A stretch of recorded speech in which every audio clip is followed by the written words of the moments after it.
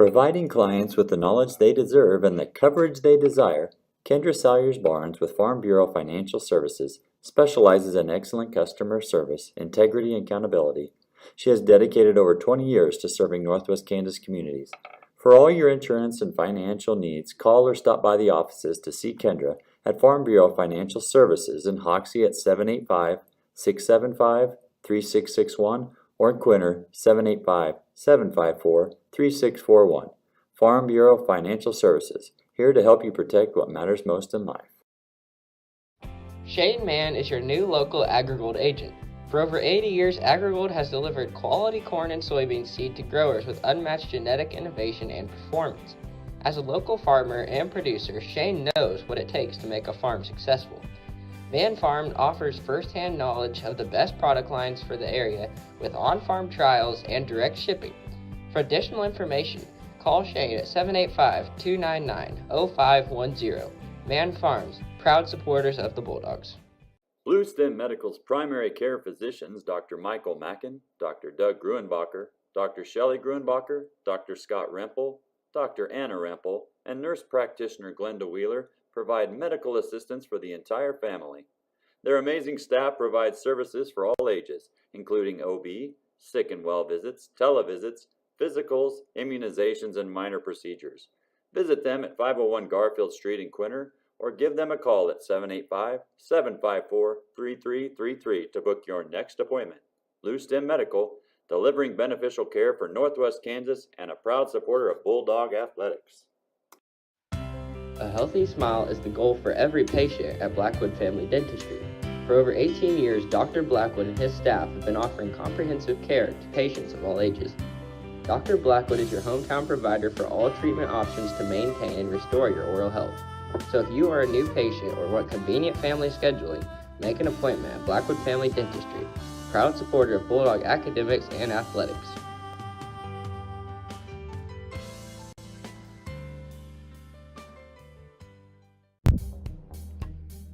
GG&T Cattle Company, owned and operated by Garrett and Crystal Worth, Reed and Jessica Worth, and Cindy Worth, is the place to go for all your cattle needs. They're the operators of a fourth-generation seed stock operation specializing in Solares, Angus, and optimized registered cattle. By improving beef genetics, we specialize in complete, balanced, and efficient cattle with calving ease performance and maternal traits. Be sure to join them February 24th, 2022 for their annual bull sale. Give them a call today. GG&T Cattle Company, proud supporters of the Bulldogs. Hello, I'm Levi Getz, Western Kansas Regional President for Equity Bank. And I'm Chad Churchwell, Commercial Lender, Winter, Kansas. Equity means more. More response, More attention. more expertise. We are proud to support the communities in which we live and serve. And we are proud to support all of the Quinter athletic teams, and we wish you the best of luck. Stop by and see us for all your banking needs. Go Bulldogs! Family Market in downtown Quinter is here to provide fuel for Bulldogs of all ages. Come in and check out our variety of fresh produce, the large selection from the meat department, or food from the deli section. Offering weekly specials, Family Market has your family covered. Shop local, where we provide friendly smiles, a warm welcome, and service you can't find elsewhere. Family Market, a locally owned grocery store, is a proud supporter of all things Bulldog and Bulldog athletics. Gove Community Bible Church, located in Gove, Kansas, is a Jesus-driven community that is proud to support the Quinter Bulldogs. We offer worship on Sunday mornings at 10:30 a.m. If you would like to know more about our church, visit our website at www.govecbc.com or download our Faith Life app from the QR code. Be sure to follow us on Facebook as well. Good luck, Bulldogs.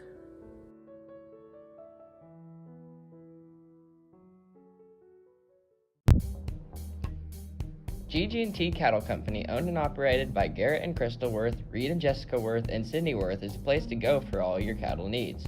They're the operators of a fourth-generation seed stock operation specializing in Solares, Angus, and optimized registered cattle.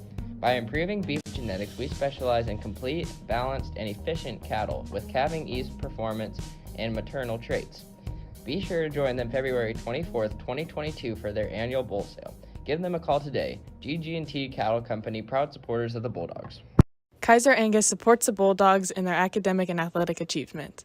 Kaiser Angus is owned and operated by Daryl and Frina Kaiser. They have served many ranchers in the area and farmed in Gove County since 1990. The Kaisers offer and sell registered Black Angus cattle. They also look forward to being your new seed stock source. Look for their annual production sale the first Thursday in April. More information can be found at kaiserangus.com. Kaiser Angus is proud to support the Bulldogs in this tough year and looks forward to many more accomplishments to come. Kansas Land Bank is a locally owned community bank supporting community and school events. They are a full-service bank offering everything from ag loans to personal savings and checking accounts. Kansas Land Bank has a friendly staff that provides that personal touch. As one of the few locally owned community banks left in western Kansas, they strive to serve the needs of the people in our area. Kansas Land Bank remains a proud supporter of all Bulldog activities. Thinking snacks, refreshing sips? Quinter Pit Stop just north of I-70 in Quinter has this and more.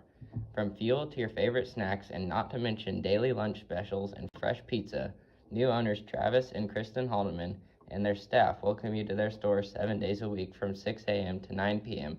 and until 10 p.m. on Fridays and Saturdays. Stop in or call the Quinter Pit Stop at 785-754-3707. Proud supporters of Bulldog Athletic.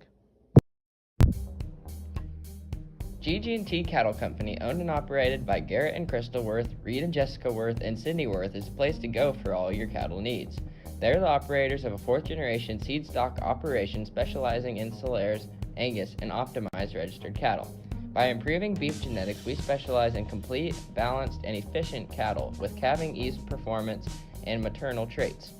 Be sure to join them February 24th, 2022 for their annual bull sale. Give them a call today. GG&T Cattle Company, proud supporters of the Bulldogs. Solinsky Land and Cattle Inc. of Park, Kansas proudly supports all Bulldog activities and Bulldog athletics. Kelly and Curtis are lifelong residents of Gove County and have farmed for over 30 years. They proudly run their family business. The Solinskys operate a small livestock feed yard while also growing wheat and corn. Keeping up with the best practices, they incorporate no-till farming in the operation to the greatest extent possible. Solinsky Land and Cattle would like to congratulate the Bulldogs on the tremendous accomplishments of this year and wish them the best of luck. Smoky Hill Ag is your precision ag service dealer. They offer customized agronomy for your farm, providing precision fertilizer applications with custom chemical blends. Smoky Hill Ag will create recommendations specific to each farmer's needs. With local service and competitive prices over the past 15 years, Smoky Hill Ag provides local ownership, management, and employment with community involvement. Trust them for all of your customized agronomy needs. Smoky Hill Ag, a loyal supporter of Quinter High School.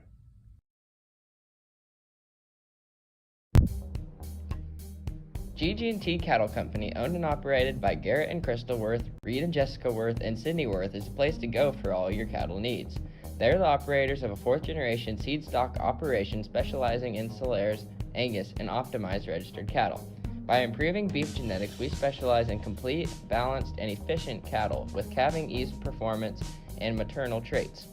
Be sure to join them February 24th, 2022 for their annual bull sale. Give them a call today. GG&T Cattle Company, proud supporters of the Bulldogs.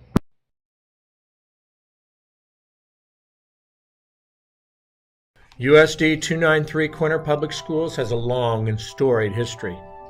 The current elementary and high school buildings were constructed in 1923 and 1939 respectively.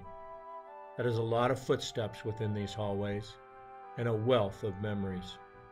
The current students of Quinter have continued the practice of high achievement that was established so long ago. In the 2021 school year, despite the ravages of a pandemic, Quinter students excelled across the board. Quinter saw its first fourth grade student qualify for the State Festival in Music. 19 junior high and high school students qualified for the District Festival, and 7 more qualified for state in music, band, and piano. And it was a Quinter Bulldog that sang the national anthem to open the state track meet last May. Despite its size, Quinter continues to provide a full curriculum that includes art, woods, and vocational agriculture. The FFA judging team placed 3rd in the region, and the school witnessed a National Student of the Week winner in art. And it was Quinter students that swept the league art show with 1st, 2nd, and 3rd place finishes not only at the high school division, but in junior high as well. Football, volleyball, cross country, and basketball produced 12 all-league performers, 2 all-district, and 3 honorable mention all-state, and 1 all-state athlete, while track sent 12 athletes to the state meet. Cross country sent both the boys and girls teams to state, with 3rd and 7th place finishes respectively. And last spring, Quinter seniors earned over $728,000 in scholarship money. Here at Quinter, we recognize effort and revel in the excellence that effort brings. Go Bulldogs! Quinter Elementary School was constructed in 1923. The current music room and cafeteria were added in 1953. And in 1965, a set of additional classrooms were added to the south end of the building. The final classrooms were added in 1985 to accommodate a growing student population. The tile floors and steam pipes for the heating system originally installed in 1923 are still in use today. That is how well she was built. Unfortunately, after 100 years, the problems are beginning to pile up. The school has flooded 3 times in the past 4 years due to old water lines deteriorating and breaking. Water now regularly seeps through the walls when it rains and into the building, causing interior walls to crack, chip, and peel. Tornado shelters unfortunately consist of ground floor hallways and rooms because dedicated storm shelters were never constructed. There is not a single aspect of the original building that is ADA compliant. Stairways extend into the hallway, stair rails are too low, and restrooms still utilize the original drain pipes from 1923. The original builders of this school should be proud. They built her extremely well. But after nearly 100 years of use, this flagship of the community is finally beginning to feel her age. The school now needs your help in deciding how we can ensure that the next 100 years are as successful as the last.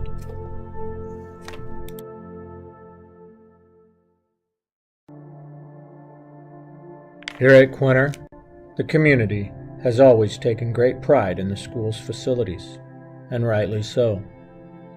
Quinter is one of the few 1A schools left that has 2 full-size gymnasiums, an auditorium, and an all-weather track. Phase 2 of the facilities review has determined a number of upgrades that need to occur if Quinter is going to continue to lead in northwest Kansas.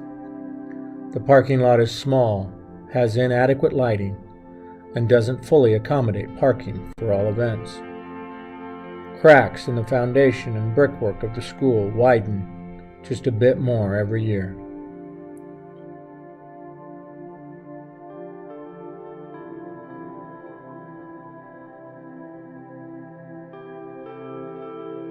Bleachers for the football and track are outdated and not ADA compliant.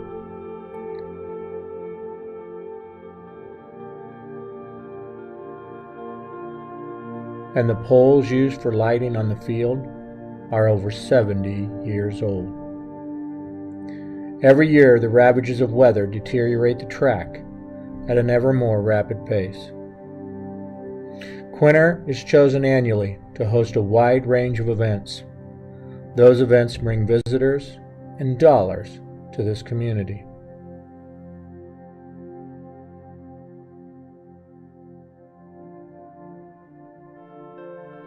The school is now approaching a crossroads, and we need your help in deciding just exactly which way we go.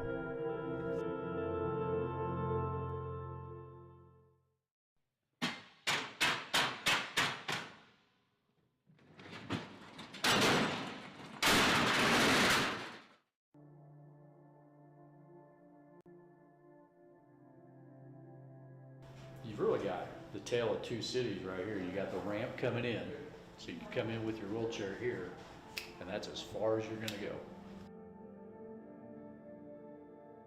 2 years ago, the school district established a facilities committee made up of parents, community members, and consultants.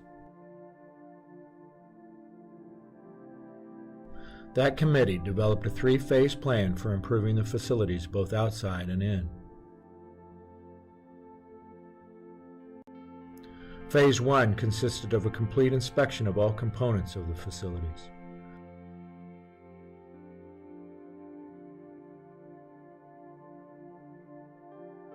Phase 2 consists of reviewing these findings and sharing them with you, the public at large. And that is the purpose of these videos. In Phase 3, the district will develop a plan of action to address these needs and solicit input from the community. With this plan, the district is working to secure the future for this community and this school, both for this generation and generations yet to come.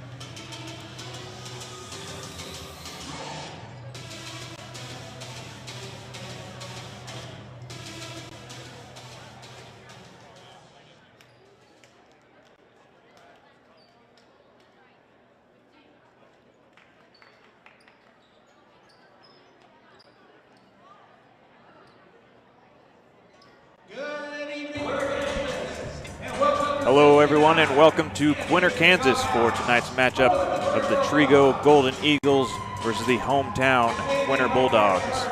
I'm Justin Davis and I'll be joined in a minute by David Pratt.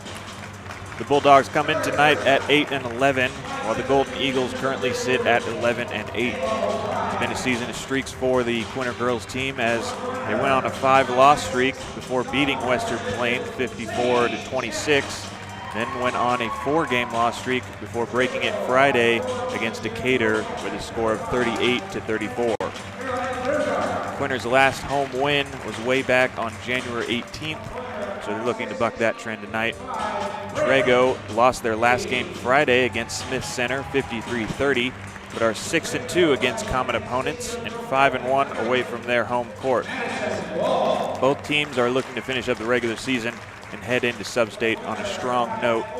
The Bulldogs already have their opponents set And they'll face Lacrosse on Friday here in Quinter at 7 p.m. And Trego, on the other hand, is currently the 3 seed in their bracket, but they can tie with 2nd seed if they win, or they can tie with the 4th seed if they lose here tonight. So a lot up in the air for the Trego Golden Eagles, while Quinter's sub-state opponent is already decided. They're just finishing the starting lineups here. As it looks like for the Quinter girls team, we have Sage Betts, Bryn Gillespie, Ava Gillespie, Kelsey Solinsky, and Kashlyn Kwasnitska. But we'll step aside real quick as the national anthem will be sung by Quinter High School sophomore Brandy Blackwood.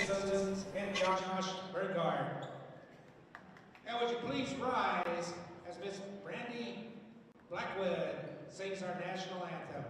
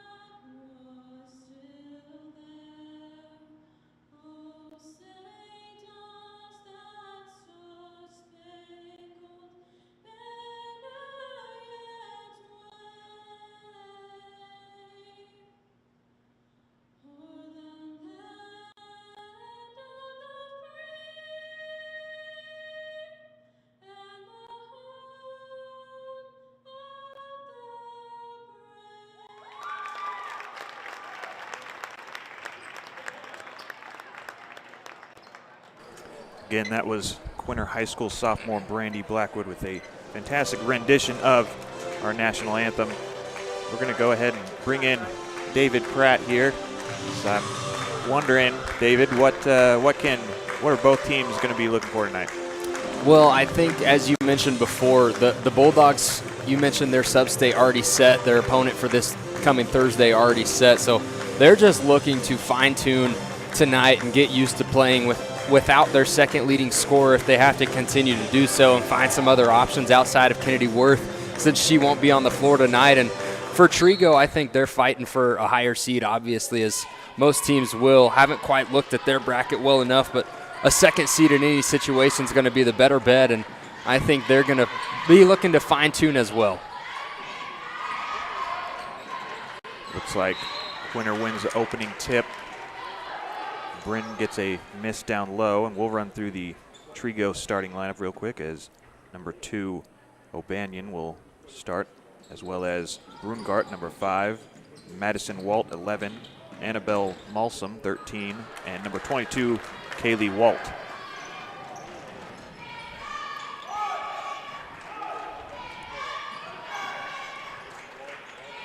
This is Madison Walt. She'll run point tonight. Sends a nice pass down in the post to Annabelle Malsum. Eventually, Bryn tries to get that rebound, but falls to the ground and loses it. Trego will retain possession. Almost lost the ball there, Malsum did. She's able to get it back to Walt. Trego really spread out with their offense so far. Nobody in the paint right now.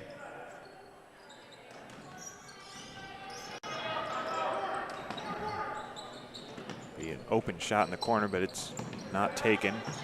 Instead, Instead, they'll pass it down low and back out to Walt. Walt will take the three. And it's bounced off the rim. Quinter ball.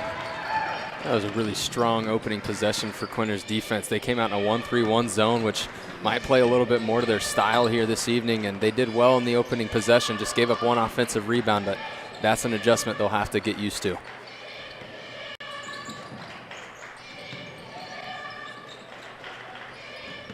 We mentioned Quinter Bulldogs will be looking for offense in different places, as Kennedy Worth is not playing tonight, and Ava Gillespie has been up and down as of late.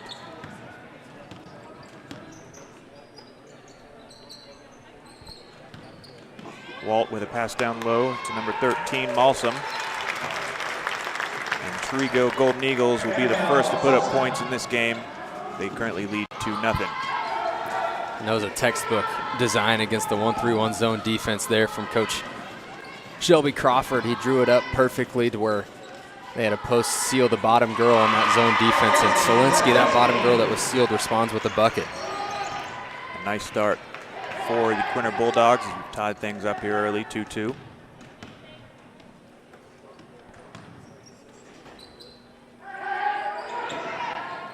Double screen for number 11, Walt, to get wide open. She'll miss that three, though. Ava Gillespie will bring up the ball, pass it down to Sage Betts. They'll get fouled on the bump down low.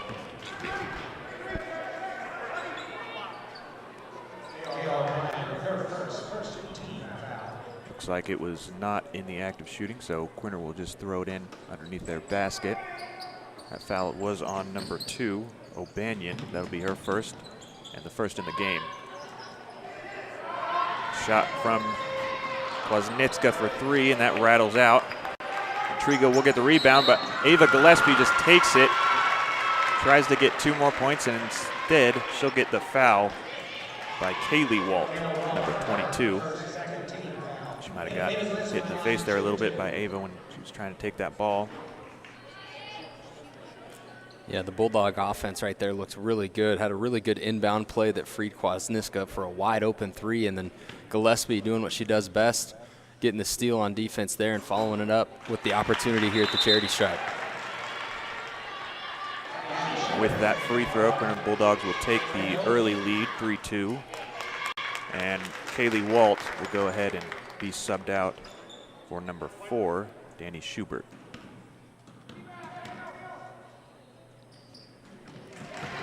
And Ava Gillespie goes 2 for 2. We doubled the lead early on.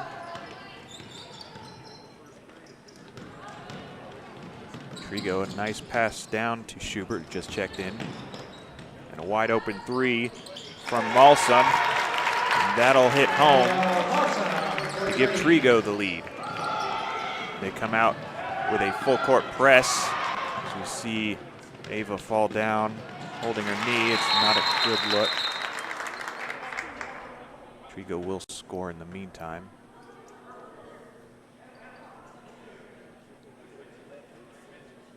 It isn't great. Head coach Matt Havlis will head out there, check on her. It's such a such a tough sight to see when a senior's going down on what is senior night here in Quinter, and on the replay right there, you see that it's on a non-contact injury too. She just came down wrong on that right knee, and luckily she's able to get a little bit of weight on it as she comes off the floor, but this is worst case scenario right now for the Bulldogs, as scorer number 1 and 2 are both sidelined currently, and we're unsure if we'll get scorer number 1 back in this contest. Kaylee Kwasniewska will go ahead and check in for Ava Gillespie.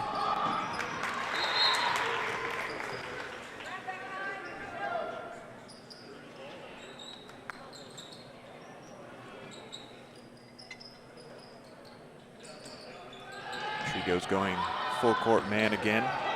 Trying to deny that pass, and they do get a turnover.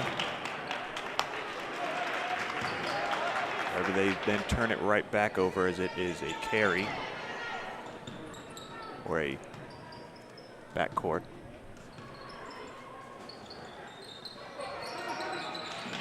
Going to throw it in at half court. There's some collision there from teammates Kwasniewska and Zielinski. And the ball ends up going out, so it'll be Trego ball. And in the meantime, head coach Matt Havlis will take a full timeout to reassess the situation here as the Trego Golden Eagles lead 4-7. We'll be right back. Providing clients with the knowledge they deserve and the coverage they desire, Kendra Salyers Barnes with Farm Bureau Financial Services specializes in excellent customer service, integrity, and accountability. She has dedicated over 20 years to serving Northwest Kansas communities. For all your insurance and financial needs, call or stop by the offices to see Kendra at Farm Bureau Financial Services in Hoxie at 785-675-3661 or in Quinter 785-754-3641. Farm Bureau Financial Services, here to help you protect what matters most in life. Back here in Quinter, Kansas, going to take a look at some replays, as Trego Golden Eagles go ahead with that three from number 13, Annabelle Malsum. And a great pass down low from the point guard, Walt, to add two more to Trego's lead. They currently sit up 3.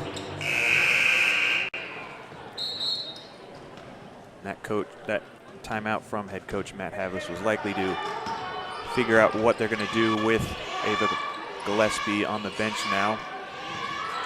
A nice pass down low to 13, Malsum. That was from number 4, Schubert. Really good high-low work right now from the Golden Eagles to beat this 1-3-1 zone that the Bulldogs are playing on defense. And doesn't get any better than the high-low post game going from the elbow to the short corner. Zielinski will pass down low to Gillespie. Take a nice step in, but unable to get that as it hits off the front of the rim. It looks like Brungart there just let her eye off the ball, and it ended up going out of bounds. It'll be Quinter in the corner here. Tough spot. They do get it in. Kwasniewska will pick up her dribble, give it to Zielinski, and it'll come across half court. Probably see a lot slower, more fundamental offense right now just because they've got to design something to get an easy look at the rim here. Bryn trying to seal off her man. Quinter does get their own rebound. Bryn wants the ball on the opposite end of the paint.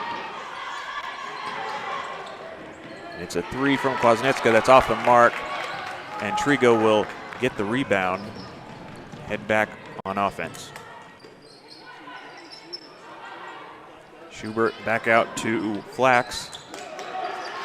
She gets her own rebound and passes it across the lane to number 5, Brungart, who will add 2 to the Trego lead. Like I said, against that zone defense, the Golden Eagles have just got it figured out right now, and wouldn't be surprised if we see Coach Havlis switch into a man-to-man defense here soon just to keep Trego on their heels. Here's Kwasniewska's dribbled down into the lane. And it looks like Schubert will just stand there and try and get a block, but instead she'll get called for the foul. That'll be Schubert's first foul, 3rd team foul for Trego here tonight, and Kwasniewska will head to the line. It was a good take that time by Kashlyn Kwasniewska. She had a good seal down low from her sister, from Bryn Gillespie down on the block, was able to seal Danny Schubert, and Kashlyn was able to take advantage and go to the charity stripe here. Misses both free throws, and Schubert will get the rebound. So Quinter unable to cut into this lead on that possession. They'll look to keep Trego from running away with this early on this defensive possession. Again, another great pass by Walt down low. Number 22, Kaylee Walt. And it looked like Sage Betts was trying to do the right thing defensively there. She helped off of her assignment and dropped into the paint and saw that ball drop below the hip area and reached down for it, which is the right thing to do in the post, but she just couldn't quite get her hands on the ball, grabbed an arm instead. That'll be the first foul of the game for Quinter. That was against Sage Betts. She'll be subbed out for number 21, Serenity Smith.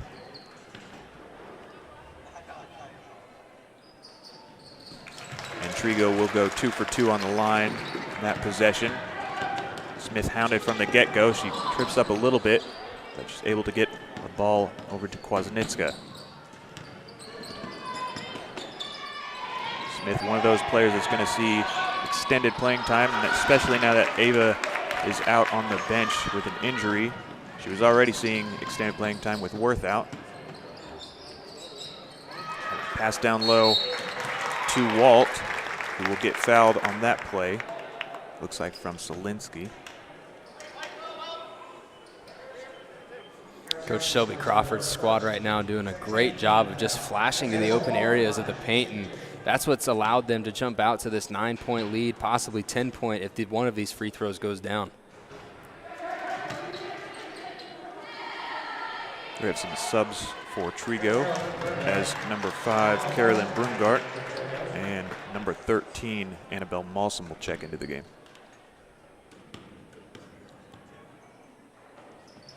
And Walt goes 1 for 2 from the free throw line to extend the lead to 10 points, and she's hounding the inbounds, and looks like it is out of bounds, and it will remain Quinter ball. Or no, it is Trego's, excuse me.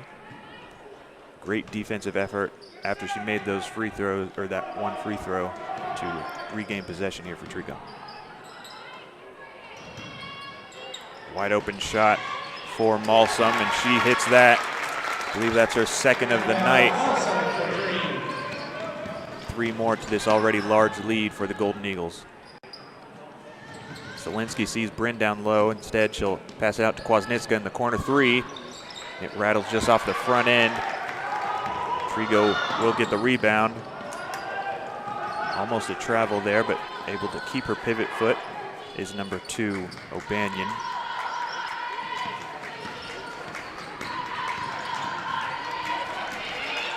We have a fight for the ball on the ground. Looks like it is going to be a jump ball. Great play from Kwasniewska to get down early.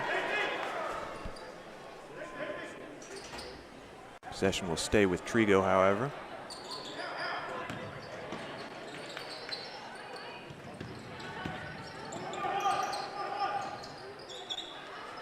A lot of good swing passes from Trego, trying to get Quinter off balance. A nice open shot for O'Banion, but she's not able to sink it. So on the other end, Bryn Gillespie will drive all the way to the basket and score 2 to make it 6-17 for the Quinter Bulldogs.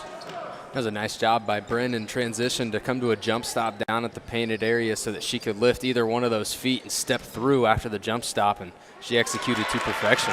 And a great offensive move by Kaylee Walt there as she steps through the defense and gets those 2 right back for the Trego Golden Eagles.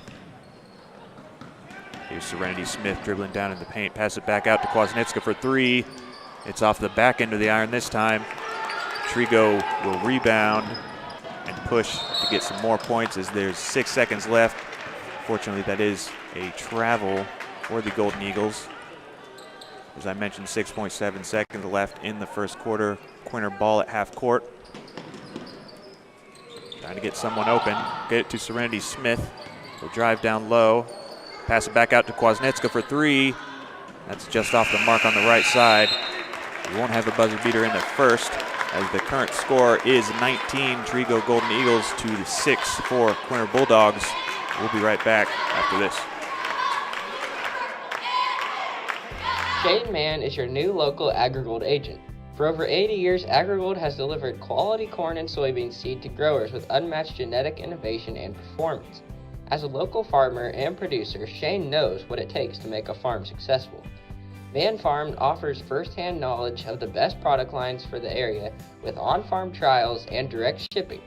For additional information, call Shane at 785-299-0510. Mann Farms, proud supporters of the Bulldogs. We're back here in Quinter, Kansas. We started the second quarter as the Trego Golden Eagles lead 19-6. So far for the Trego Golden Eagles, it has been number 13, Malsom, who scored 10 with 2 threes and 2 field goals. Yeah, she kind of did it all there in the first quarter. She shot the ball extremely well, and she found her spots too. She was able to find herself open from beyond the arc multiple times, so good positioning in the first quarter leading to some open shots. Quinter will start the second quarter with possession. Nice pass to Smith, who drive lone, dish it out to Kwasniewska, who then drives herself. And that's just a little short. Playing hard defense is Bryn, trying to get the ball back. Eventually she will foul number 4, Danny Schubert.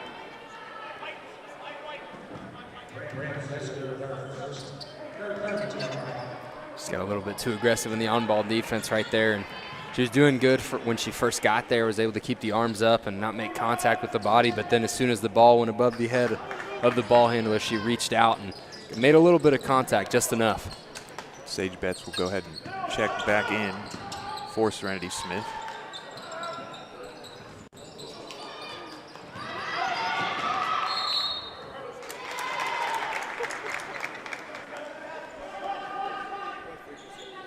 Looks like it'll be Trego ball.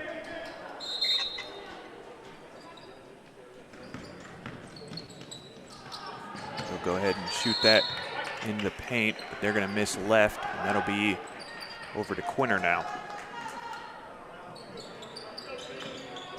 And Bulldogs still trying to figure it out here offensively. They had a few good looks to start the game, but once the Golden Eagles were able to settle in defensively, it's been all Trego. Kwasniewska caught from behind at the beginning of that possession, gave it to her sister, and now she holds it at the top of the three-point line. Dish it back out to Bryn. Swing it over to Getz and back down. Betts, excuse me. That'll be a turnover for Trego as she's on the run. She'll get an easy layup on the fast break. That's number 2, O'Banion. Nice pass down low to Bryn. Back out to Solinsky for 3. That's off the front end, but Bryn almost gets the rebound there, but goes over ahead. Trego will recover as they enjoy a 21-6 lead early in the second. Here's that change I was talking about earlier. The man-to-man from Matt Havlis now is instead of the zone defense, and first possession out, it seems to work. Bryn will pass it to Betts, over to Kwasniewska, to her sister. Back to Bryn at the top of the key. Nice bit of offensive movement from Quinter so far in the game.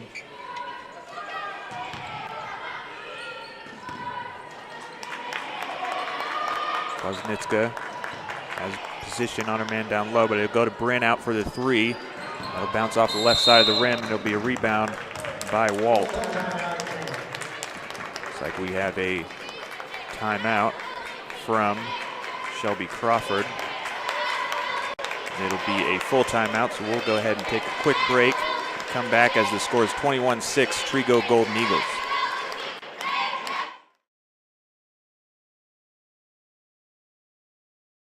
Blue Stem Medical's primary care physicians, Dr. Michael Mackin, Dr. Doug Gruenbacher, Dr. Shelley Gruenbacher, Dr. Scott Rempel, Dr. Anna Rempel, and nurse practitioner Glenda Wheeler provide medical assistance for the entire family.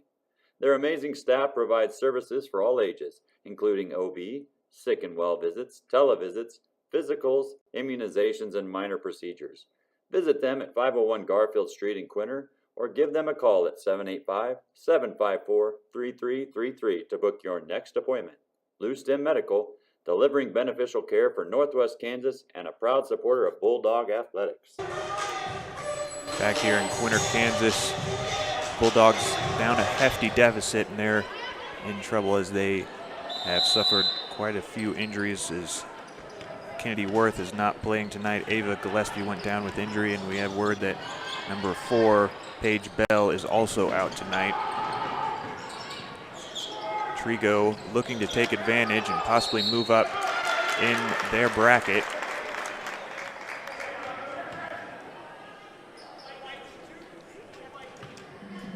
That foul will be on number 2, Sage Betts. That's her second foul. Quinter's 4th. At the line is number 15, Avery Ziegler. We talked about pregame with you a little bit, Justin, about how this was going to be a tune-up type of game for Coach Havlis just to get his team ready for this coming Friday, but little did we know that he was going to have to figure out an entirely new game plan for his team as well as his personnel come Friday, and he's got just today and 2 more days to figure it out. Yeah, it definitely puts a different feel on this game for the Quinter Bulldogs. As you mentioned, they're going to try and figure some things out quick before they head into Sub-State on Friday.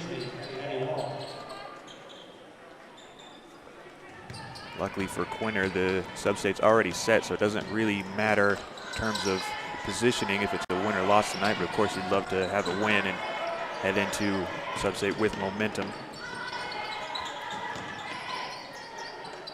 Pass to Kwasniewska down low to her sister at the top of the key. They run into each other, but she'll get a pass down low to Bryn. Great defense from 15 Ziegler. Got a tip ball. Looks like it will be back court for Quinter.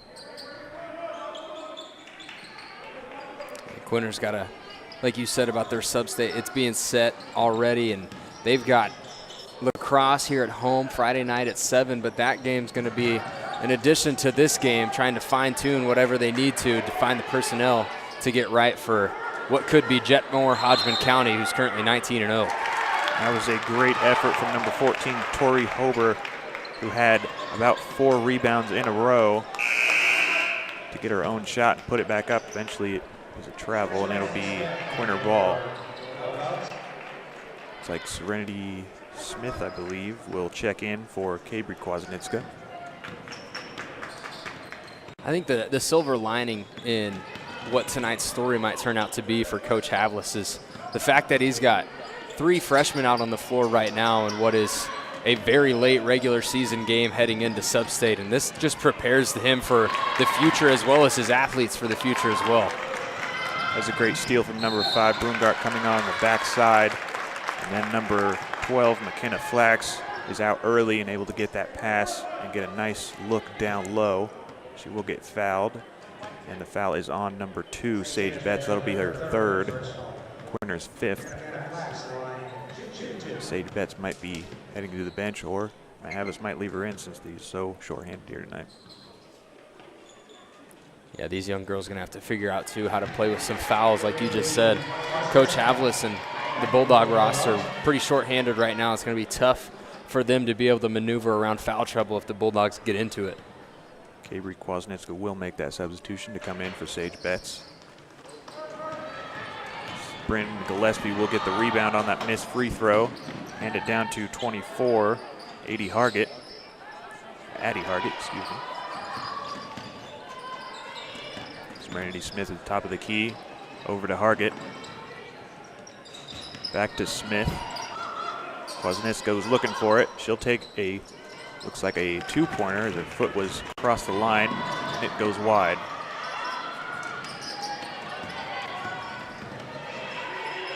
There's 13 Malsum. She's currently outscoring the Quinter Bulldogs by herself. She has 10 points. The Quinter Bulldogs are still sitting at 6. And it doesn't help that in transition defense, another one of those things that is going to be a learning curve for some of these younger players out here, is that the overcommitment to the ball right now in transition defense is ultimately what's hurting Quinters, because a bunch of transition offense available right now for Trego. As long as the ball handler is able to get their eyes above and beyond the defenders, there's normally 2 to 3 girls covering the ball. We need to have Solinsky check in for the Bulldogs and Walt check back in for Trego. A missed shot from Quinter will lead to a scrum down low, and that'll be a jump ball. It'll head over to Trego as we swap possession. It was a really good drive that time from Kashlyn Kwasniewska. Had a wide open Solinsky that was flashing along the other side of the lane of her as well, but right now it's just in one of those situations for the Bulldogs where the basket looks like it's about the size of a pea right now, trying to get it to go through. Looks like we may have a 3-second call on potentially Tori Hober. She was trying to seal off Solinsky there, and she has a significant height advantage, sitting at 6 foot for Trego. She'll have that height advantage all night. Definitely wants to work in. She gets a deflection there, not able to chase it down, so it will stay Quinter ball. That's another reason why the Golden Eagles have had a lot of transition defense too, is that they've been posted up in the passing lanes extremely well all night long. They've seen the ball very well, and they've been able to jump on these passes and get an early read on a lot of them. Pass to Hargett. She thinks about taking the shot. Instead, she'll give it to Bryn, who dribbles down low. It's cut off by Trego. Kwasniewska will try the same, but eventually gets to Bryn in the corner. Now Smith dribbles down in the lane. Almost loses it, but regains possession and gets a nice two-pointer to break the scoring drought for Quinter. And they're up to 8 now here tonight. That was a really good job by Serenity Smith that time to realize that she had a quickness advantage and was able to go around the defender and get 2. As Horber gets 2 right back, just using that height to her advantage and shooting over the shorter Quinter Bulldogs. Bryn, a nice pass across the lane to Hargett. That'll go a little long off the rim, but Bryn gets in there and tries to get the ball back. It'll be a held ball, and it'll head Quinter's way. And the hustle right there keeps the possession alive for the Bulldogs, and it looks like right now, just by watching the way the team's moving and how the ball's starting to flow a little bit better offensively for the Bulldogs, it looks like these 5 might find a little bit of chemistry between the midst of them right now. Zielinski will drive down the lane, miss that. Kwasniewska also miss 2-pointer. That ball knocked out of bounds, and it looks like, waiting on the call, looks like it will stay here with Quinter. And Matt Havers will go ahead and call a 30-second timeout. Currently the score is 24 Trego Golden Eagles to 8 for Quinter Bulldogs. David, what do you think both of these coaches are talking about in their huddles right now? I think Matt Havlis might have recognized what I was just talking about and how the 5 on the floor and how the girls that he's been sending out there are starting to feel a little bit more comfortable amongst each other out there on the floor. So he might be trying to draw something up to bring out a little bit more of that. And then on the contrary, Shelby Crawford's probably just telling his Golden Eagles to stay to what they're doing, is to keep playing their ball, play smart on offense, and play even smarter on defense the way they have been, and keep jumping the passing lanes. Yeah, they're doing a great job on defense. It's leading to the offense. It's giving them this big lead. So a pass from Serenity Smith is off the mark, and no Bulldog will touch that to make it out of bounds at half, but will get thrown in the baseline for Trego. Not a great possession out of the timeout for the Bulldogs. Golden Eagles will look to capitalize. Again, down low to Hober, who has that height advantage. She'll miss off the back end, but Walt will get it. Walt will get it. Dribble to the other side of the basket and get called for the foul. You talk about the height advantage for Hober, but Walt's got a little bit of one right here too. She's able to get in there, has some longer arms too, just snatches the rebound from 3 white jerseys and goes around them and gets 2 and the foul here. She'll add a 3rd point to her scoring column. The lead is now 27-8 for the Golden Eagles. Bryn almost loses possession as Trego sticks a hand in there. Then eventually the Quinter Bulldogs will get called for a travel. It'll be a turnover to Golden Eagles. Number 1, Leah Anstedt, will check in for the first time tonight. She'll be guarding O'Banion. Walt makes a nice move, dribble past her defender, eventually gets it down to Hober for an easy 2-point bucket. Yeah, that was a really good move. Just a simple crossover too, but overcommitment to one side, and that brings you all the opportunity in the world for any crossover to drop somebody. And Walt doing it on the defensive end, getting a deflection with those long arms to get the ball out of bounds. Eventually gets down to Bryn, a nice step around move to get 2 points for Quinter, brings them to double digits. And we've seen Bryn kind of work on that move all season long, and it's been a progressive move for us. First few times we've seen it this season, it was she couldn't figure out the footing on the step through and how to get it without making it a travel, and now she's started to figure it out, and that could be a dangerous move for Bryn. On the offensive possession, Hobart down low again. The Quinter Bulldogs are starting to help on the off-ball side. They do get a foul on this possession, though. That'll be on number 5, Bryn Gillespie. That's her second, as Hobart misses the first of the 2 free throws. For the Trego Golden Eagles, number 33, Megan Hobart, or excuse me, 33, Kenzie Bliss, and 23, Megan Hobart will check in.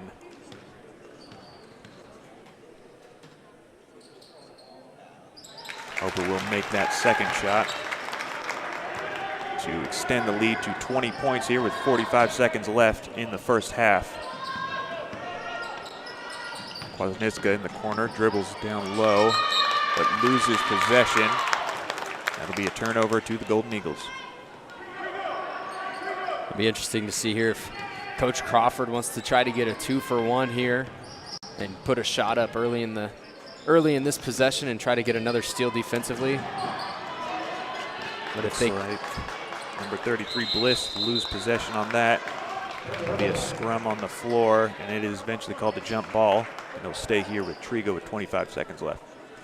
I mean, that leaves the opportunity for a 2-for-1, but you got to be much quicker now. And at this point, I think Coach Shelby Crawford might even just say to hold for 20 seconds and get the last shot at the half. I think their half-court offense has been mostly slower pace, as they have gotten a lot of fast break offense. It looks like Walt will be fouled. She's swarmed by Quinter defenders. That foul was on number 3, Kabri Kwasniewska, her first. Quinter's 8th so far this half. So Madison Walt will shoot 1 and 1. She'll make the first.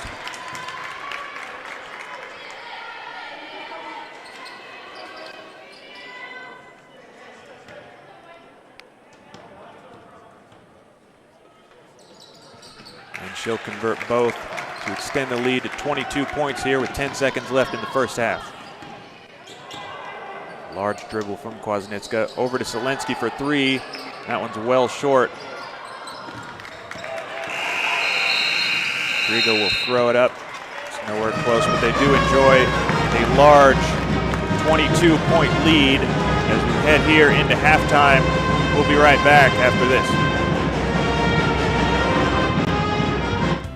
A healthy smile is the goal for every patient at Blackwood Family Dentistry.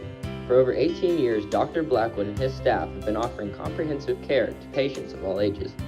Dr. Blackwood is your hometown provider for all treatment options to maintain and restore your oral health. So if you are a new patient or want convenient family scheduling, make an appointment at Blackwood Family Dentistry, proud supporter of Bulldog academics and athletics.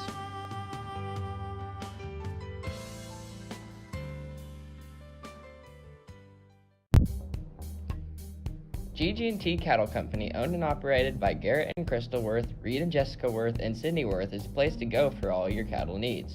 They're the operators of a 4th-generation seed stock operation specializing in Solares, Angus, and optimized registered cattle. By improving beef genetics, we specialize in complete, balanced, and efficient cattle with calving ease performance and maternal traits. Be sure to join them February 24th, 2022 for their annual bull sale. Give them a call today. GG&T Cattle Company, proud supporters of the Bulldogs. Hello, I'm Levi Gibbs, Western Kansas Regional President for Equity Bank. And I'm Chad Churchwell, commercial lender, Quinter, Kansas. Equity means more. More response, More attention. more expertise. We are proud to support the communities in which we live and serve. And we are proud to support all of the Quinter athletic teams, and we wish you the best of luck. Stop by and see us for all your banking needs. Go Bulldogs! Family Market in downtown Quinter is here to provide fuel for Bulldogs of all ages. Come in and check out our variety of fresh produce, the large selection from the meat department, or food from the deli section. Offering weekly specials, Family Market has your family covered. Shop local, where we provide friendly smiles, a warm welcome, and service you can't find elsewhere. Family Market, a locally owned grocery store, is a proud supporter of all things Bulldog and Bulldog athletics. Gove Community Bible Church, located in Gove, Kansas, is a Jesus-driven community that is proud to support the Quinter Bulldogs. We offer worship on Sunday mornings at 10:30 a.m.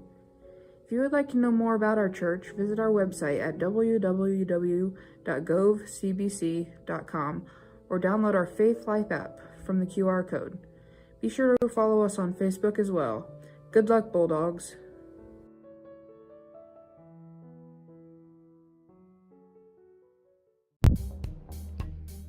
GG&T Cattle Company, owned and operated by Garrett and Crystal Worth, Reed and Jessica Worth, and Sydney Worth, is a place to go for all your cattle needs.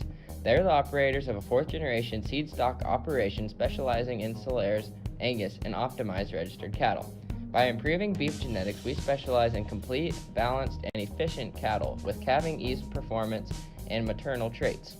Be sure to join them February 24th, 2022 for their annual bull sale. Give them a call today. GG&T Cattle Company, proud supporters of the Bulldogs.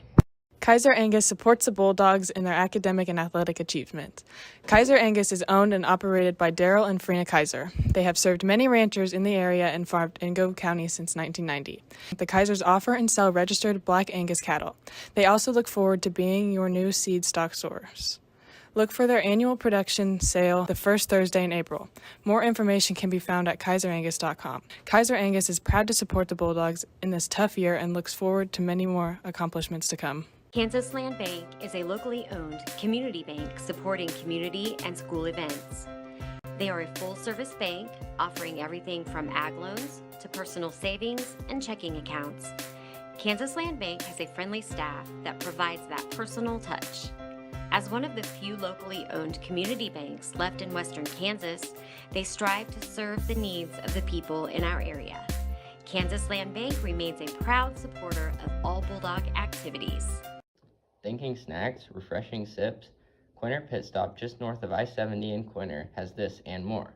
From fuel to your favorite snacks, and not to mention daily lunch specials and fresh pizza, new owners Travis and Kristen Haldeman and their staff welcome you to their store 7 days a week from 6 a.m. to 9 p.m.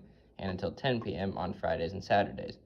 Stop in or call the Quinter Pit Stop at 785-754-3707. Proud supporters of Bulldog Athletic. GG&T Cattle Company, owned and operated by Garrett and Crystal Worth, Reed and Jessica Worth, and Sydney Worth, is a place to go for all your cattle needs. They're the operators of a fourth-generation seed stock operation specializing in Solaires, Angus, and optimized registered cattle. By improving beef genetics, we specialize in complete, balanced, and efficient cattle with calving ease performance and maternal traits. Be sure to join them February 24th, 2022 for their annual bull sale. Give them a call today. GG&T Cattle Company, proud supporters of the Bulldogs.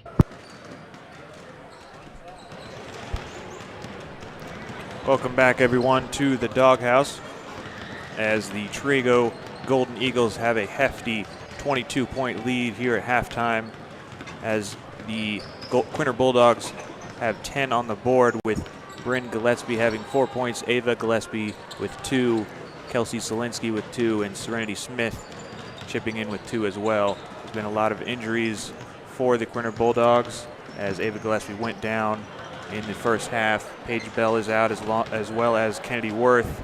On the other side, though, it's been the Annabelle Malsum show. She has 10 points so far here tonight. She's the leading scorer for both teams, and she's shooting 100%, 2 for 2 from the field and 2 for 2 from 3. Has really helped the Trego Golden Eagles take hold of this game. And it's been great offense as well as great defense from Trego, limiting the Quinter Bulldogs to those 10 points.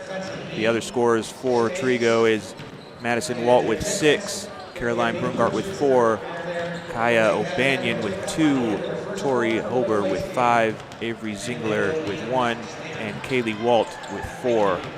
So now I'm going to go ahead and ask my partner here, David Pratt, a really difficult question of how can the Quinter Bulldogs get back into this game with a 22-point deficit at half? That is a tough question, but 22 points is definitely an amount that you can come back from, and we've seen it before, but it's going to be tough without, three players that have played significant minutes all year long, and beginning with Paige Bell, and then Kennedy Worth's out, and then tonight we saw Ava Gillespie go down in the first quarter. But I think the key is they might have to steal some game planning from Trego, because Trego's been so fundamentally sound all night long, and they just have ran very executed offenses that have been drawn up and designed and executed as well as they could have been. And I think that's what's going to be the difference in this second half is if the Bulldogs are able to make a comeback and get back into this contest, it's because they're going to be playing very well-designed, well-executed basketball the way Trego's been doing. And I think the only way that they can do that defensively as well is force Trego into some shots that they don't want to take, which they haven't had to do very many times tonight.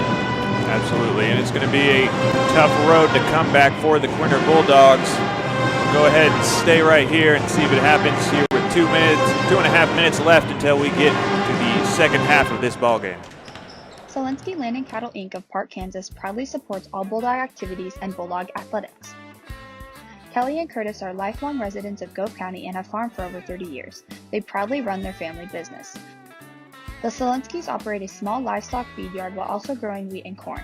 Keeping up with the best practices, they incorporate no-till farming in the operation to the greatest extent possible. Zelensky Land and Cattle would like to congratulate the Bulldogs on the tremendous accomplishments of this year and wish them the best of luck. Smoky Hill Ag is your precision ag service dealer. They offer customized agronomy for your farm, providing precision fertilizer applications with custom chemical blends. Smoky Hill Ag will create recommendations specific to each farmer's needs. With local service and competitive prices over the past 15 years, Smoky Hill Ag provides local ownership, management, and employment with community involvement. Trust them for all of your customized agronomy needs. Smoky Hill Ag, a loyal supporter of Quinter High School.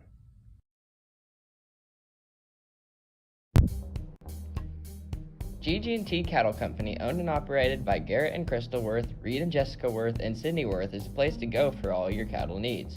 They're the operators of a fourth-generation seed stock operation specializing in Solares, Angus, and optimized registered cattle. By improving beef genetics, we specialize in complete, balanced, and efficient cattle with calving ease performance and maternal traits. Be sure to join them February 24th, 2022 for their annual bull sale. Give them a call today. GG&T Cattle Company, proud supporters of the Bulldogs. Providing clients with the knowledge they deserve and the coverage they desire, Kendra Salyers Barnes with Farm Bureau Financial Services specializes in excellent customer service, integrity, and accountability. She has dedicated over 20 years to serving Northwest Kansas communities. For all your insurance and financial needs, call or stop by the offices to see Kendra at Farm Bureau Financial Services in Hoxie at 785-675-3661. Back here in the doghouse, Quinter down with a 22-point lead, or 22-point deficit, excuse me. Trego will regain possession here. Madison Walt currently with the ball, now hands it down the free throw line. Eventually that'll be a turnover for Quinter, something they need to get a lot of if they want to make up this 22-point deficit. Yeah, and that was a good opening defensive possession right there, like you just said. They're going to need a few more stops and to string them together consistently, but if it's based off that first defensive possession, I think they've got a shot. Good offensive possession so far, a lot of movement. Zelensky will drive down low, dish it back out to Bryn from three-point.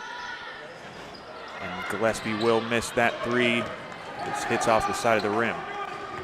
That wasn't a bad-looking shot either, as we saw a lot of three-pointers thrown up in the first half as these girls tried to get used to each other being on the floor with each other as well. But Bryn put that one up in the rhythm of the game, and it looked good. And a couple more shots from her might fall in too. She's a little bit of a volume shooter. Kabri Kwasniewska called for the foul on that. She was trying to get the ball back. She's has a 9-inch deficit on Madison Walt, so ended up getting that foul as Walt held the ball above her head. That's the first foul from either team here in the second half.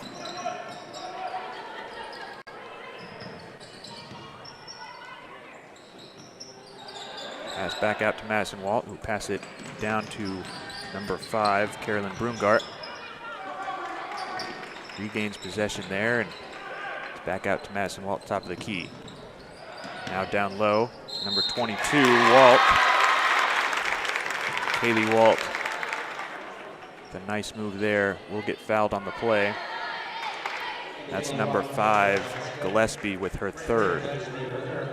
Yeah, it was really good defense until the shot went up. She just brought her hand down on top of the shooting motion. If she would have kept it straight up, it would have been clean. And I think the assist from her hand maybe touching the ball might have brought that ball into the basket.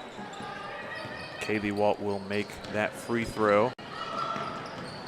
Pass from Bryn finds no one except Trego. Will bring the ball back up with a 25-point lead, and she stutter steps down there, and that'll be called a travel.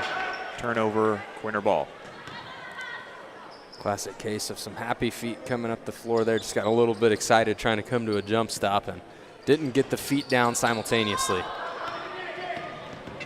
Here's Cabri Kwasniewska, drive down low. That hits hard off the backboard. She hits hard on the floor. Trego will rebound, head off for some more offensive possessions. A shot from number 13, Annabelle Malsom. She still stays at 100%.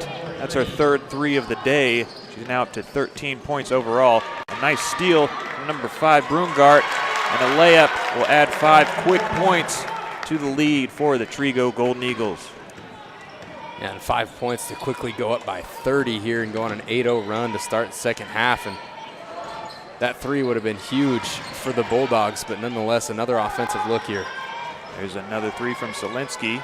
It goes wide, but Cabri Kwasniewska comes up with the rebound.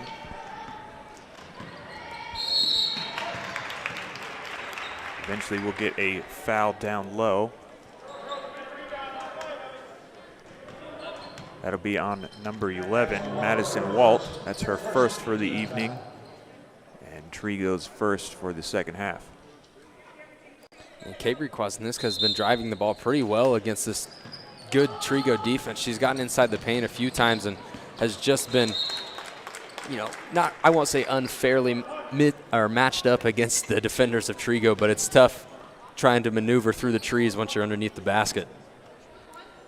Absolutely, height's such a huge factor in basketball, and Trego has a lot of height on their team. Madison Walt will do cross-court pass, a great look down low to Malsom. That'll be her first miss tonight. She was wide open, great look from Walt. Bryn drives it down the paint, but she's swarmed by 4 Trego defenders, and she'll end up traveling. It'll be a turnover, Golden Eagles ball. Earlier we talked about how that step-through move has been progressive for her, and just because it happened a few times doesn't mean there's not going to be some faults. Still working on it, still perfecting the craft, but I think over the next 3 years that's going to be a move that we'll see a lot more from Bryn Gillespie. Madison Walt struggles to get that out of her hands. Eventually they do get a block down low. I'm not sure who got that block. It was great effort defensively from the Quinter Bulldogs. So we have Solinsky here in the corner, down to Bryn in the paint. Triple team down low as Trego collapses. They do get a rebound, and no points are added for the Quinter Bulldogs. A nice three from number 5 goes off the front end of the rim. That was Brungart. There's Walt from the free throw line. She'll miss that. Instead, it'll be a quick turn of possession into Quinter. A nice 2 points from Cashlyn Kwasniewska down low. It's good transition offense that time from Quinter. Nice job by Cashlyn Kwasniewska to just crash towards the basket in transition as well. There's a wide open three as Quinter was late getting to Kaylee Walt, There's another three from Gillespie. She'll miss that, but Kwasniewska will get the rebound, hand it to Solinsky for another three. Also short. Trego will get the rebound. A lot of defense there, but eventually they're able to find an open man and get it down low to number 4, Danny Schubert. Looks like Schubert traveled down low, so it'll be Quinter ball. Currently down 12 to 43 here with 3:20 left in the third. As number 4 for the Quinter Bulldogs will check in, that's Addie Hargett.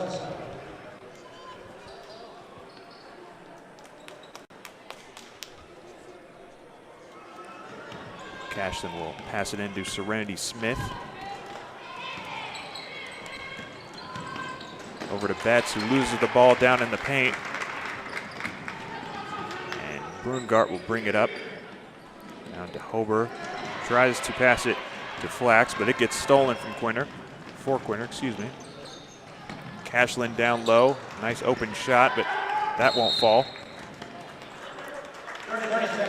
We'll get a 30-second timeout from head coach Shelby Crawford of the Trego Golden Eagles, as they now have a 43-12 point lead here in the third quarter. And I think Shelby Crawford is just trying to reiterate to his team right now a few things, because he's got a few younger players out on the floor for himself as well, just trying to reiterate some fundamental things, as there was a travel not too long ago. But this team has been on fire since they stepped into the gym this evening. They've shot lights out, specifically Malsum, who has shot perfect through the evening so far, and doesn't hurt the fact that Kaylee Walt knocks down a three of her own right there too. Definitely, I think Trego Golden Eagles have done fantastic offensively as well as defensively, limiting Quinter Bulldogs to just 12 points so far here in the third. Tough stretch for the Bulldogs, trying to get something going here. There's nice defense without fouling from Quinter Bulldogs, but eventually it'll go to Broomgart down low. She'll make a nice effort to add 2 points to the lead. It was a good closeout from Sage Betts to get out to the wing in time, but just couldn't get her feet moved to follow the ball all the way to the hoop, and that leads to an easy layup for Brungart. So pass to Betts. She'll get it out to number 21, Serenity Smith. Eventually finds his way down low to Cashlin. She'll get fouled on the shot. She'll head to the line for two. That was one thing I highlighted in the first half that the Golden Eagles did extremely well, was flash to the open areas of the paint, or any open area on the floor for that matter. And here in the second half, Cashlyn Kwasniewska has done just that. And you see it here in the replay. She slides down from the corner to the block, and she's wide open. Just flash to the wide open area, and you draw the defense in late. And most of the time, that'll lead to a foul. Cashlyn misses both free throws there, so her point total will stay at 2. Smith loses it in the middle of the lane, and Trego Golden Eagles will regain possession, head down the offensive end. Broomgart with the ball at the corner, gives it to Walt.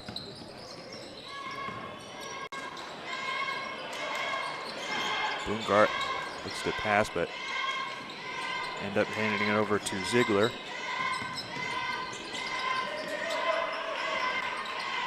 Walt wants to clear the lane. She'll pass down low to number 4, Schubert. Schubert will miss that, but Walt will get the rebound. Now Broomgart in the middle of the lane, shoots from the free throw line. And she'll make those 2 more points, added to the Trego lead. And they had 2 really good offensive possessions right there. It was a nice job down low from Schubert to seal her assignment, and then it was a nice job on the follow-through for Brungart to pull up at the elbow and knock down that jumper. On the other end, Cashlyn Kwasniewska shoots from the elbow, and she will miss that. And a wide open shot for Trego, number 15, Ziegler, continuing to pour on the points here tonight, as they have 50, almost through 3. There's Betts out to Zielinski, eventually to Cashlyn, who misses that. She's now 0 for 4 from 3, looks like. 1 for 8 from the field.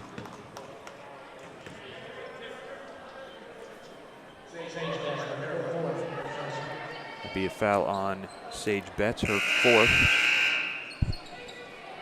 We have lots of subs, 4 of them coming in for Trego Golden Eagles, as well as 2 for the Quinter Bulldogs. It'll be Bryn Gillespie and number 3, Cabri Kwasniewska. A nice pass right out of the out of bounds to Hober. Again, we've mentioned all night she has that height advantage, so it's easy for her to grab that ball and just go ahead and put it right up. She does miss, but she will get fouled by Cashlyn Kwasniewska, her first tonight. It helps too that Kwasniewska was her assignment down low, but her and Bryn Gillespie were having a conversation about who Bryn was going to guard coming out of the inbound, and that led to a wide open shot for Hober there, and she was able to find her way to the free throw line thanks to it. Ober does miss both shots. Bryn gets the rebound. She'll get it over to Serenity Smith, who banks off a three. Nice shot to bring their scoring total to 15 tonight with 17 seconds left in the third. Almost stolen there by Cabry. Eventually gets down to Hober to add 2 more. Serenity Smith will hand it over to Cabry, who shoots a 3, but it might have been tipped as it did not have enough power to get to the basket. Trego will just hold it to watch the clock head to zeros for that third quarter mark. And now we're about to start the fourth quarter as the score is 52 for the Trego Golden Eagles to the 15 points of the Quinter Bulldogs. We'll be right back after this. Shane Mann is your new local AgriGold agent. For over 80 years, AgriGold has delivered quality corn and soybean seed to growers with unmatched genetic innovation and performance. As a local farmer and producer, Shane knows what it takes to make a farm successful. Mann Farm offers first-hand knowledge of the best product lines for the area with on-farm trials and direct shipping. For additional information, call Shane at 785-299-0510. Mann Farms, proud supporters of the Bulldogs. 37-point lead, right? No, we're back here. Quinter Bulldogs are in a huge deficit here, about a 37-point lead. They're down 15 to 52. Currently watching replays of Caroline Brungart. She's had a great run here. She currently has 8 points tonight.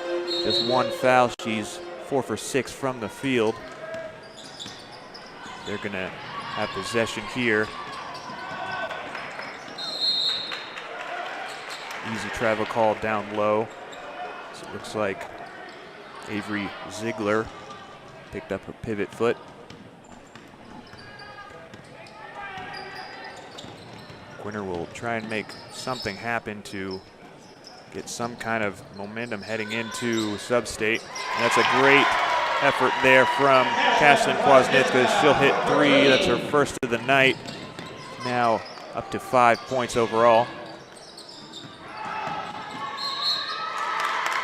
Another foul down low for the Quinter Bulldogs. This one against O'Banion. It's the 5th foul for Quinter Bulldogs, and that was on Zielinski. It's her 3rd.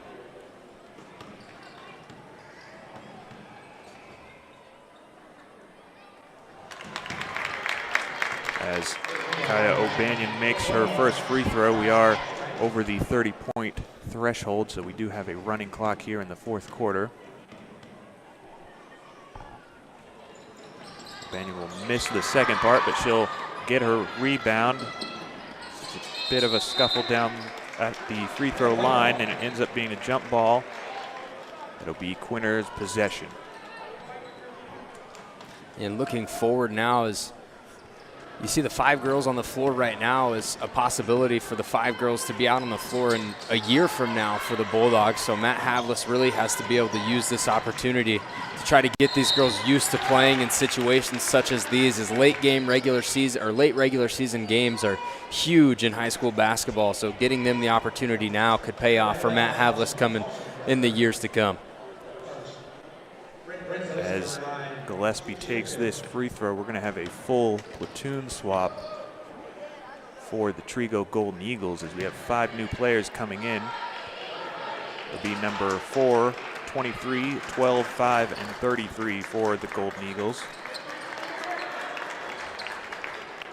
As you mentioned, Trego, as the game is well in hand, will also use this last fourth quarter as some bit of practice against some good competition. Try and move up their spot in Sub-State. Currently sitting at the 3 seed. They can tie the 2 seed if they win, which it looks like they're well on their way to doing here tonight. Do have a travel for the Golden Eagles, so the ball will head to Quinter side.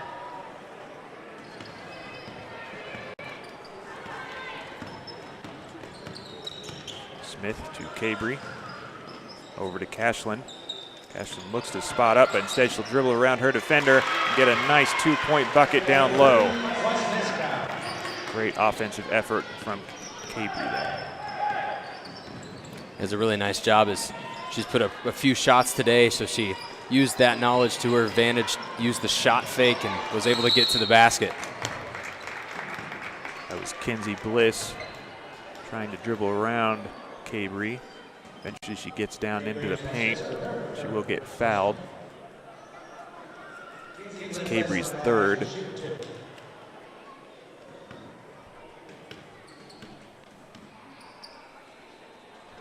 Bliss will make the front end of these two shots.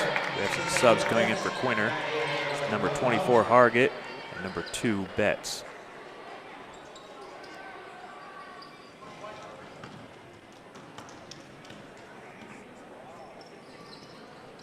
Bliss will make the second of those 2 shots.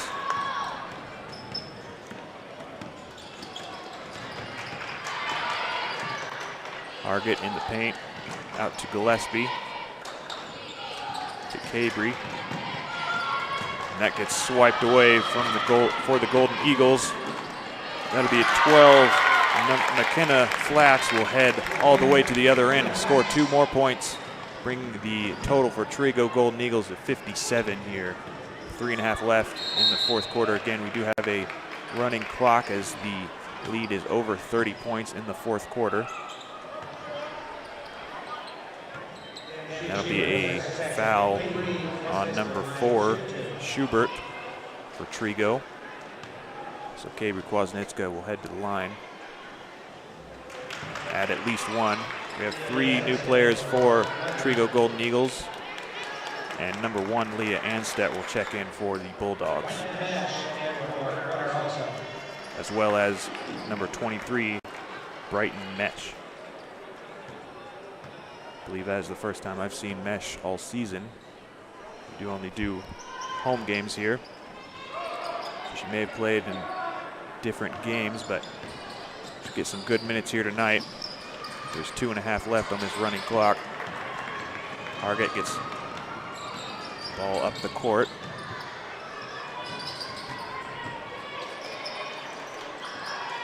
There's Kwasniewska from 3.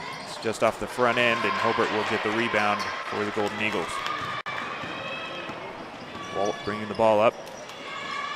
Pass down low to Hobart. And that's 2 more points. Golden Eagles now stand at 59. Betts sees Hargett in the corner, but she'll get fouled on her way over to her.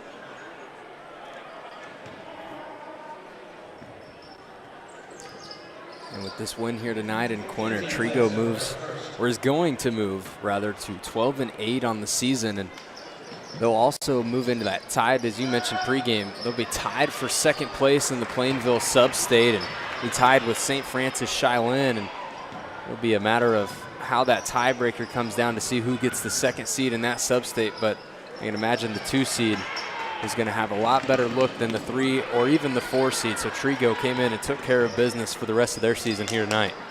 Yeah, and we saw St. Francis earlier in the season. They doubled up on Quinter Bulldogs. They won in that NWKL tournament, excuse me, as well as the regular season game. They looked really great, so should be an interesting bracket for Trego, regardless of who they play or who they're seeded against. Quinter, as we've mentioned, has already set their schedule. They'll be playing lacrosse Friday here in the Doghouse at 7. They're the 4 seed, where lacrosse is the 5th. That foul is on number 2, Sage Betts. Her 5th. She will foul out here with 30 seconds left on the running clock. These free throws will probably be the last shots of the night. It was a 1-and-1, so she'll miss. Now Quinter go ahead and try and do something these last 12 seconds. Serenity Smith take a shot down low. It's wide. Trego looking to get the ball across half court. 5 seconds left. They'll just hold the ball, let the time run out as they win here tonight in the Doghouse with a score of 59 to the Quinter Bulldogs 21. There isn't a lot to say here as the Bulldogs suffered from an injury both before the game and in the early parts of it as David Gillespie went down.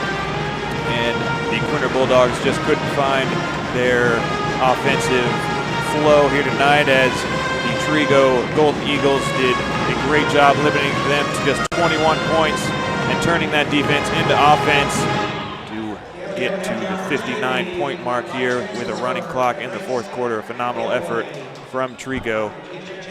We'll go ahead and take a break and head to the boys game here in a little bit. After this is the Golden Eagles, as I mentioned, win this game 59-21. We'll be right back.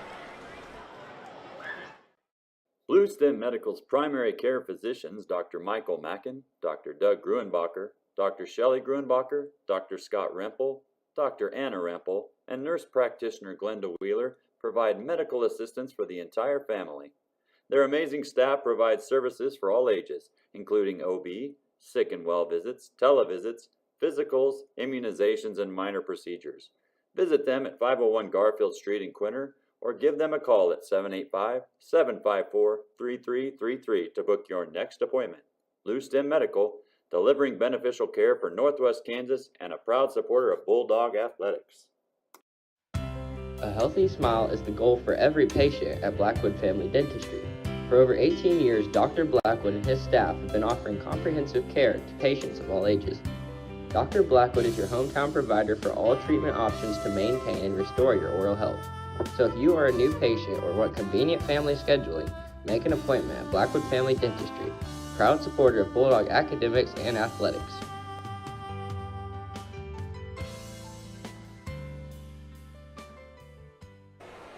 Back here in the doghouse at Quinter, Kansas, as the score has gone final. The Trego Golden Eagles will take the win here as they go 59 points with a running clock in the fourth quarter to beat the Quinter Bulldogs as they scored 21 points. We're back here and we're about to get started with the senior night festivities. The Quinter Bulldogs are going to honor the mothers and fathers of senior cheerleaders and basketball players. We'll go ahead and step aside and listen in on the senior night festivities. Good evening, ladies and gentlemen. Tonight, the Quinter High School basketball teams and cheerleading squad would like to pay tribute to the parents of our athletes and team managers involved in the 2021-2022 winter sports seasons. We also want to use this opportunity to extend our appreciation to the cheerleaders and their sponsor, Kayla Johnson, for the support they have provided throughout the year. In addition, we would like to recognize the pride of Quinter Junior Senior High, that Quinter Band, under the direction of Ms. Julynn Samuelson, assisted by Mrs. Cheryl Moore.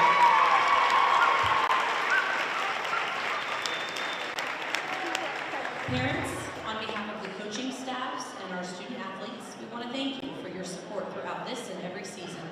Bulldog fans truly appreciate each team's effort, dedication, and hard work. At this time, we'd like to honor the parents of our senior athletes and managers. Parents, as I introduce these seniors, I would ask that you please join your son or daughter on the court. We begin tonight by honoring the parents of our senior cheerleaders. Marta Caballé Abasolo, daughter of Josep Caballé Monet and Merced Abasolo Ortiz of Spain, and represented tonight by her American parents, Jeremy and Amy Blanc.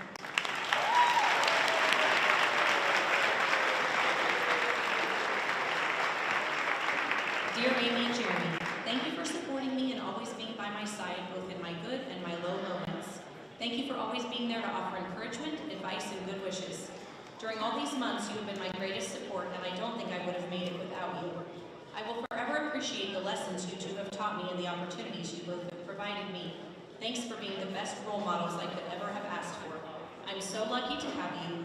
Thanks for it all. I love you.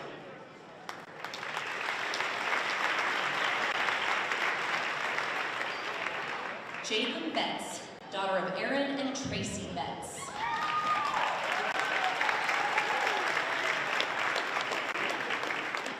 Dear Mom and Dad, I want to start off by thanking you for everything you have done for me the last 4 years. Dad, thank you for reminding me to fill my car with gas because you know I will drive on empty for days. You just don't want to get the call that I ran out of gas, because you have gotten the call. Dad, can you come pull me out of the ditch? Mom, thank you for helping me with all things English. I know you will miss me asking for help on a 5-page essay that is due that night. And Sage, please learn to drive soon. That's all I have to say. Also, maybe invest in some clothing items too, because I'm taking my whole closet when I go to college. Knox, you don't get to turn my room into a gaming lounge when I'm gone. Finally, thank you for feeding me, and I can't forget to thank you for changing my diaper when I was little. You know what they say the best for first. P.S. Dad, aren't you excited that you can fold the clothes and put them in the right piles without me and Sage fighting over whose jeans are whose? Your favorite child named Jalen.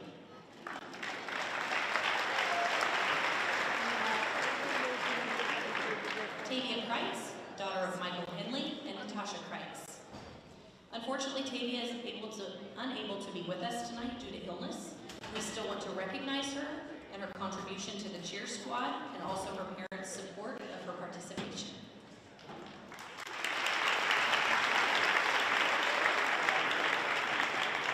Kaylee Knapp, daughter of Kirk and Cindy Knapp.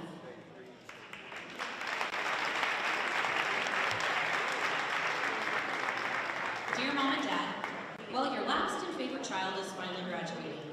Mom, thank you for doing my laundry when I need it done, especially when it's last minute.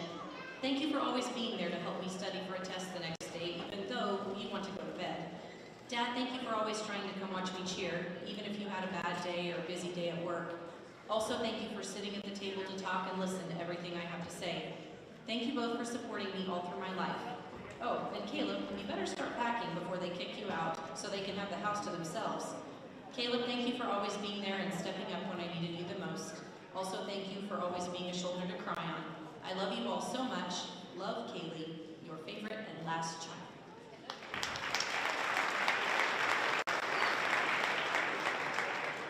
Aliyah Miller, daughter of Melanie Miller and Mark Watkins.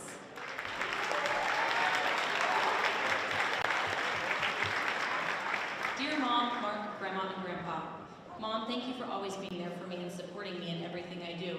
Thank you for being the best role model. I am so glad you are my person. Mark, thank you for being my biggest fan and coming to all my events. I love you even though I may not act like it. Also, thank you for buying a full-page ad so that the yearbook class can have a food party. Grandma, thank you for being my second mom.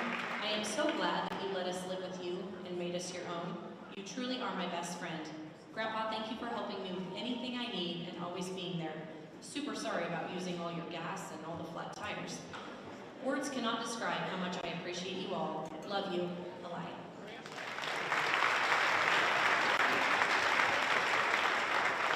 Next, we honor the parents of our senior high school girls basketball players.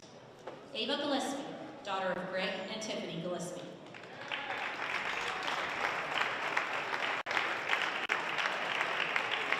Hey, Mom and Dad, who would have thought these last 4 years would have gone by so fast? I am forever grateful for all you do to support me. Mom, thank you for the game day texts and the post-game chats. Thank you for watching film with me every Saturday morning and pointing out all the good and bad from the game. Dad, thank you for pushing me to be the best I can be in everything I do, and for making sure Mom didn't jump off the top bleacher when the refs made a bad call. Thank you both for encouraging me to give my all and give 110%. I couldn't have done it without your support. Love, Ava.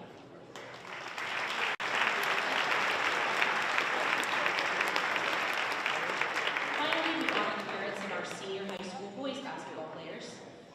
Jaden Boone, son of Ben and Natalie Boone.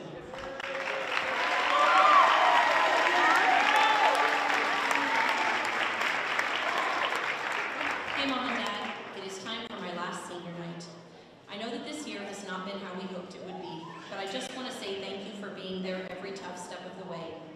You guys have been a big inspiration in my life, and I love you to death. Mom, thank you so much for always picking me up after a loss, sending me verses, and cooking me some of the best meals on earth. Dad, thank you for teaching me hard work, leadership, and sending me funny YouTube videos. I'm going to miss you guys next year.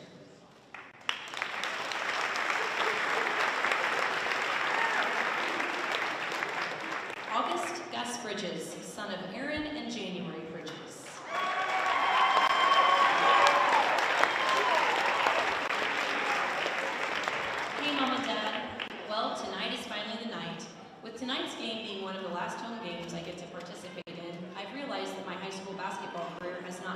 mine, but both of yours as well. You both have been by my side through absolutely everything, and I could never thank you enough for the man that you have made me into. Dad, well, congratulations. Because of you, I've turned out to be a pretty cool dude. No matter the circumstances, I know I can always count on you and your wisdom. And to my very own mother, you are the only one in the entire world I can call my mom, and you will forever uphold that title. I can see myself in you each and every day, and we both know I will always be a mama's boy at heart. Love you both so much, Gus.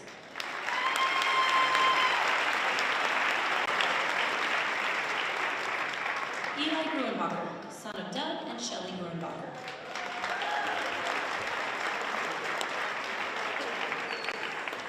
Hey Mom and Dad, the day is finally here. Your fourth favorite child is a senior. Dad, thank you for always pushing me to be better and for never letting me settle for okay. Thank you for always being willing to drop everything you're doing just to rebound for me or try to help me out with homework. Mom, thank you for always being someone I can talk to when I need it most. You're always there for me when I start to let stress get the best of me. Also, would you please stop thinking you're the worst parent ever if you miss one of our games? The doctor thing is kind of important. Finally, thank you both for bringing countless different things to the school for me when I forget them. Seriously, there have been some close calls. You guys have loved me unconditionally my whole life, and I love you both. Love you, Eli.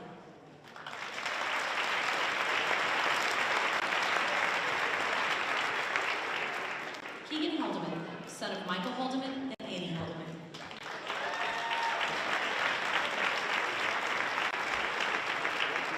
Hey Mom and Dad, favorite kid's last basketball game, crazy, right?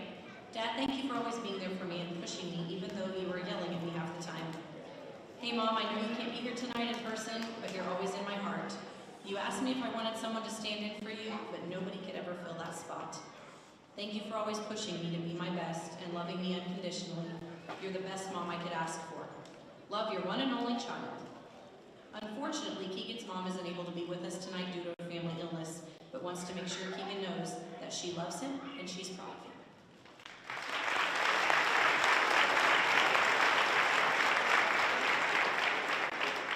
Tyler Johnson, son of CJ and Kayla Johnson.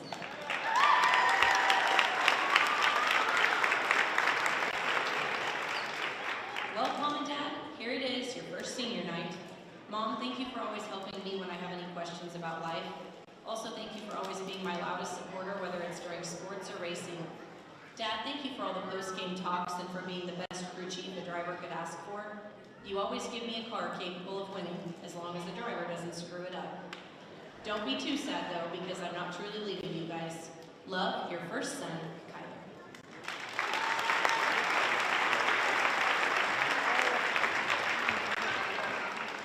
Bradley Riedel, son of Jeremy and Jennifer Riedel.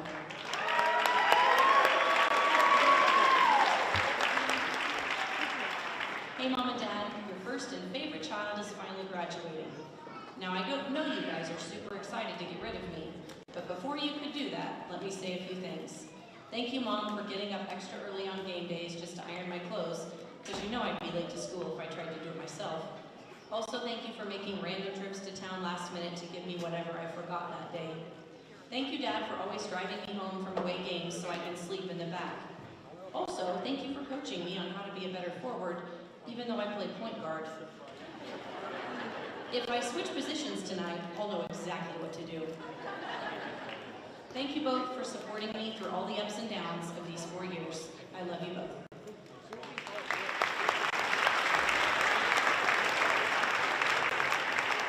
Again, thank you parents for your time, support, and commitment to our athletic programs and to our student athletes. And thank you seniors for your commitment to our school, our programs, and for your hard work and leadership for the past 4 years. Please enjoy the remainder of tonight's games.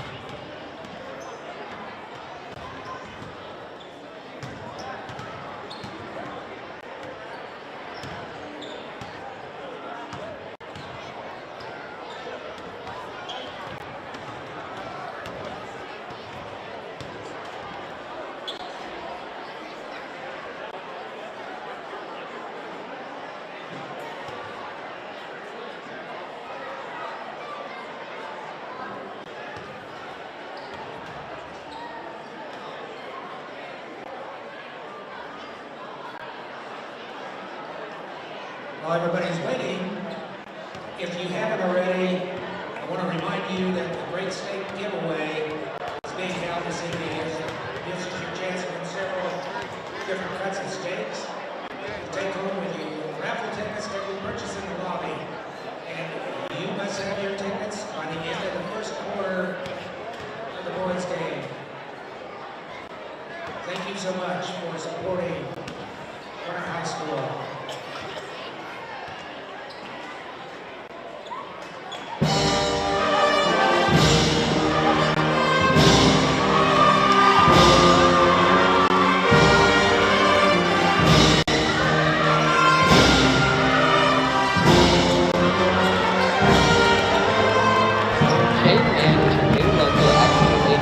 For over 80 years, AgriGold has delivered quality corn and soybean seed to growers with unmatched genetic innovation and performance.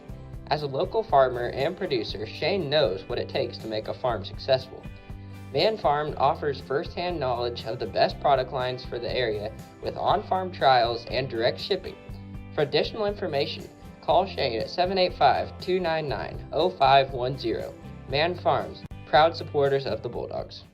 Blue Stem Medical's primary care physicians, Dr. Michael Mackin, Dr. Doug Gruenbacher, Dr. Shelley Gruenbacher, Dr. Scott Rempel, Dr. Anna Rempel, and nurse practitioner Glenda Wheeler provide medical assistance for the entire family.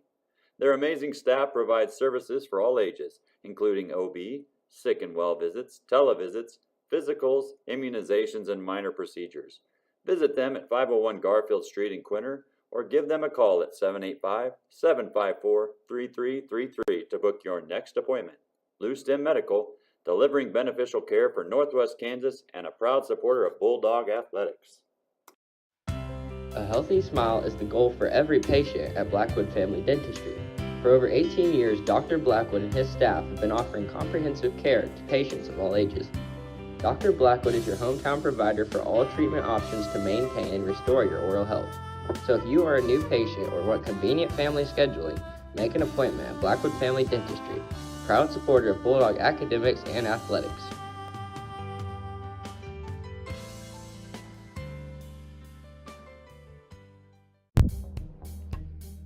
GG&T Cattle Company, owned and operated by Garrett and Crystal Worth, Reed and Jessica Worth, and Sydney Worth, is the place to go for all your cattle needs.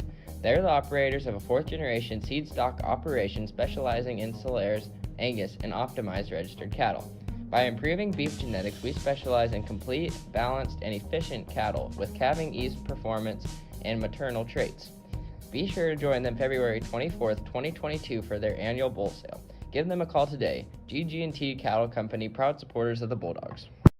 Hello, I'm Levi Gibbs, Western Kansas Regional President for Equity Bank. And I'm Chad Churchwell, commercial lender, Quinter, Kansas. Equity means more. More response, More attention. more expertise. We are proud to support the communities in which we live and serve. And we are proud to support all of the Quinter athletic teams, and we wish you the best of luck.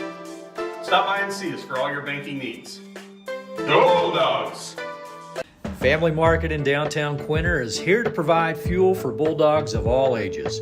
Come in and check out our variety of fresh produce, the large selection from the meat department, or food from the deli section. Offering weekly specials, Family Market has your family covered. Shop local, where we provide friendly smiles, a warm welcome, and service you can't find elsewhere. Family Market, a locally owned grocery store, is a proud supporter of all things Bulldog and Bulldog athletics. Gove Community Bible Church, located in Gove, Kansas, is a Jesus-driven community that is proud to support the Quinter Bulldogs. We offer worship on Sunday mornings at 10:30 a.m. If you would like to know more about our church, visit our website at www.govecbc.com or download our Faith Life app from the QR code. Be sure to follow us on Facebook as well. Good luck, Bulldogs.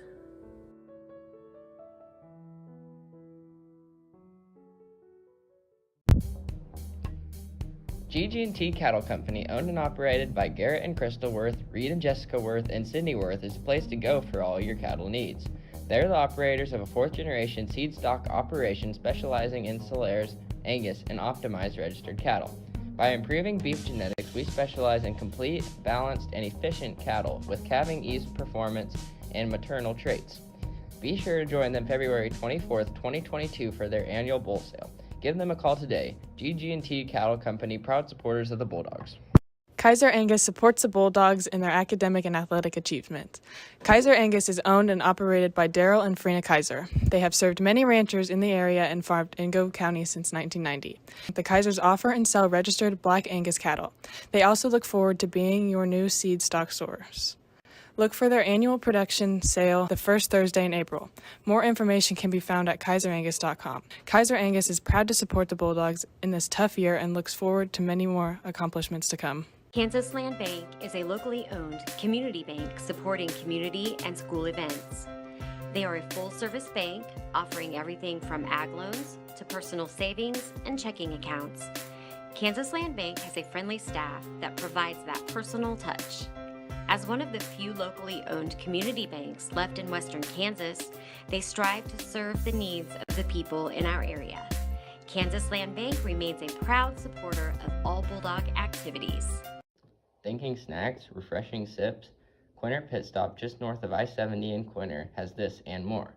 From fuel to your favorite snacks and not to mention daily lunch specials and fresh pizza, new owners Travis and Kristen Haldeman and their staff welcome you to their store 7 days a week from 6 a.m. to 9 p.m.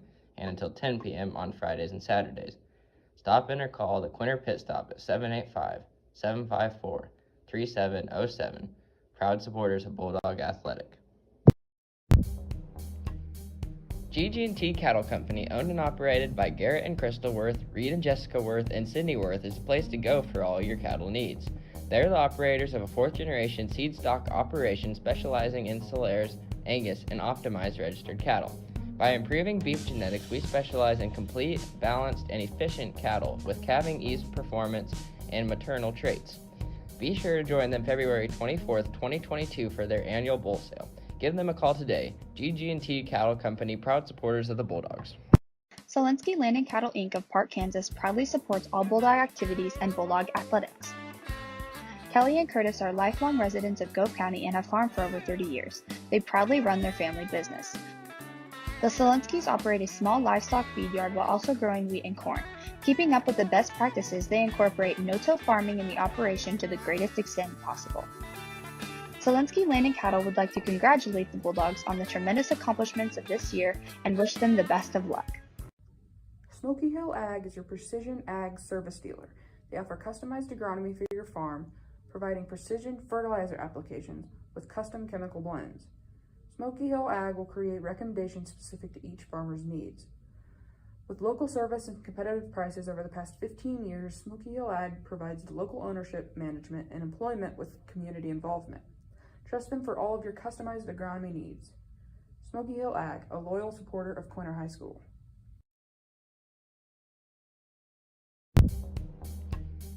GG&T Cattle Company, owned and operated by Garrett and Crystal Worth, Reed and Jessica Worth, and Sydney Worth, is the place to go for all your cattle needs. They're the operators of a fourth-generation seed stock operation specializing in Solares, Angus, and optimized registered cattle. By improving beef genetics, we specialize in complete, balanced, and efficient cattle with calving ease performance and maternal traits. Be sure to join them February 24th, 2022 for their annual bull sale. Give them a call today. GG&T Cattle Company, proud supporters of the Bulldogs. Providing clients with the knowledge they deserve and the coverage they desire, Kendra Salyers Barnes with Farm Bureau Financial Services specializes in excellent customer service, integrity, and accountability. She has dedicated over 20 years to serving Northwest Kansas communities. For all your insurance and financial needs, call or stop by the offices to see Kendra at Farm Bureau Financial Services in Hoxie at 785-675-3661 or in Quinter 785-754-3641. Farm Bureau Financial Services, here to help you protect what matters most in life. Shane Mann is your new local AgriGold agent. For over 80 years, AgriGold has delivered quality corn and soybean seed to growers with unmatched genetic innovation and performance. As a local farmer and producer, Shane knows what it takes to make a farm successful. Mann Farm offers first-hand knowledge of the best product lines for the area with on-farm trials and direct shipping. For additional information, call Shane at 785-299-0510. Mann Farms, proud supporters of the Bulldogs. Blue Stem Medical's primary care physicians, Dr. Michael Mackin, Dr. Doug Gruenbacher, Dr. Shelley Gruenbacher, Dr. Scott Rempel, Dr. Anna Rempel, and nurse practitioner Glenda Wheeler provide medical assistance for the entire family. Their amazing staff provides services for all ages, including OB, sick and well visits, televisits, physicals, immunizations, and minor procedures.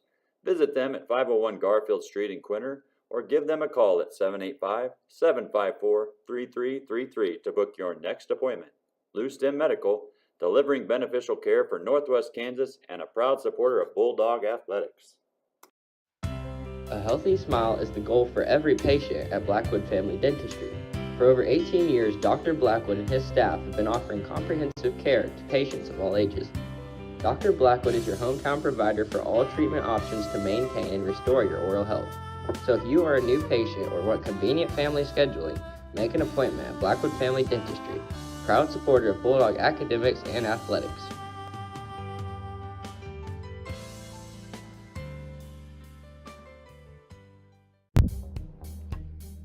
GG&T Cattle Company, owned and operated by Garrett and Crystal Worth, Reed and Jessica Worth, and Sydney Worth, is the place to go for all your cattle needs.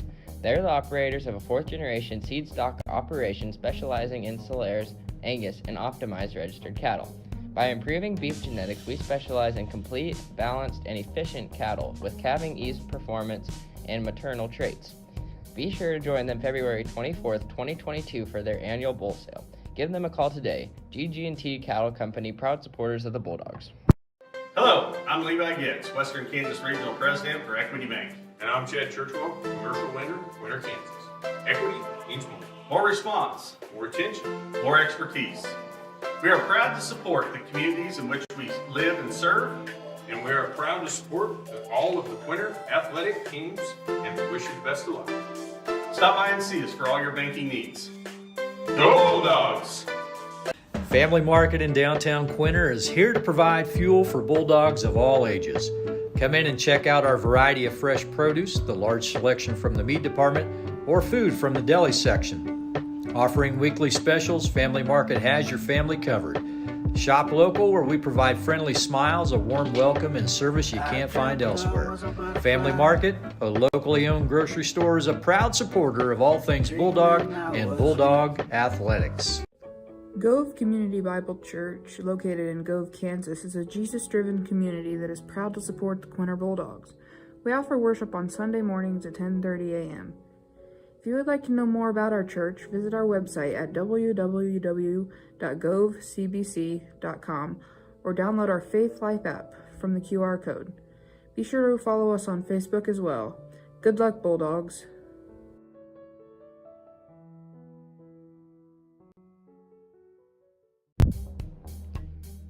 GG&T Cattle Company, owned and operated by Garrett and Crystal Worth, Reed and Jessica Worth, and Sydney Worth, is the place to go for all your cattle needs.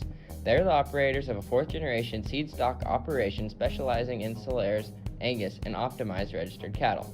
By improving beef genetics, we specialize in complete, balanced, and efficient cattle with calving ease performance and maternal traits. Be sure to join them February 24th, 2022 for their annual bull sale. Give them a call today. GG&T Cattle Company, proud supporters of the Bulldogs. Kaiser Angus supports the Bulldogs in their academic and athletic achievement. Kaiser Angus is owned and operated by Daryl and Frina Kaiser. They have served many ranchers in the area and farmed in Gove County since 1990. The Kaisers offer and sell registered Black Angus cattle. They also look forward to being your new seed stock source. Look for their annual production sale the first Thursday in April.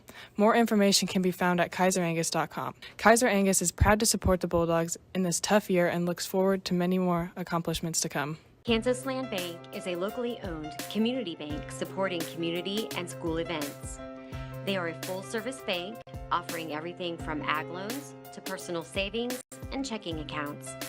Kansas Land Bank has a friendly staff that provides that personal touch.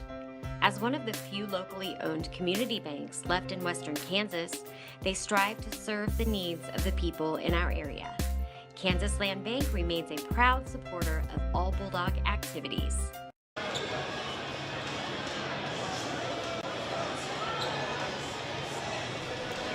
Hello everyone and welcome back to Quinter, Kansas.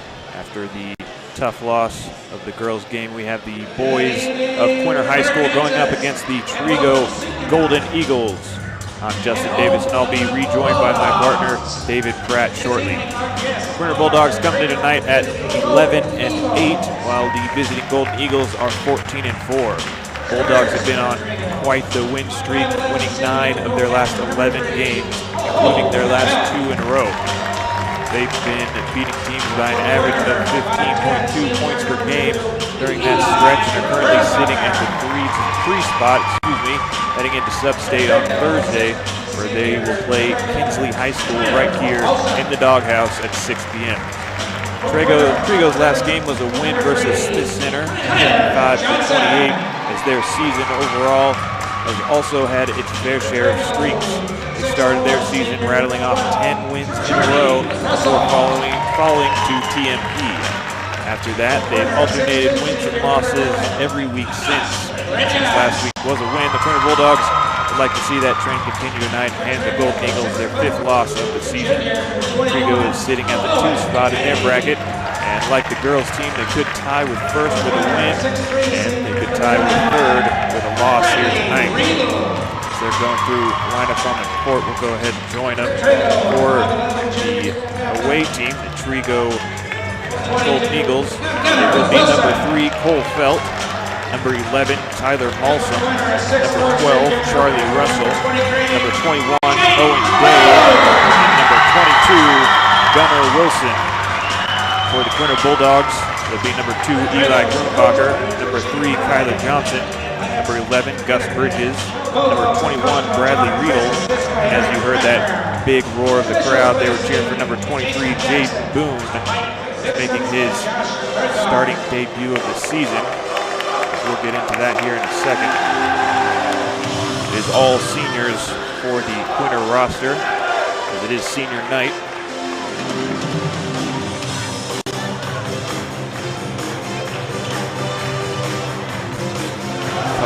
Couple seconds here left until we get tips started. It will be number 12, Charlie Russell, against Jaden Boone for the opening tip.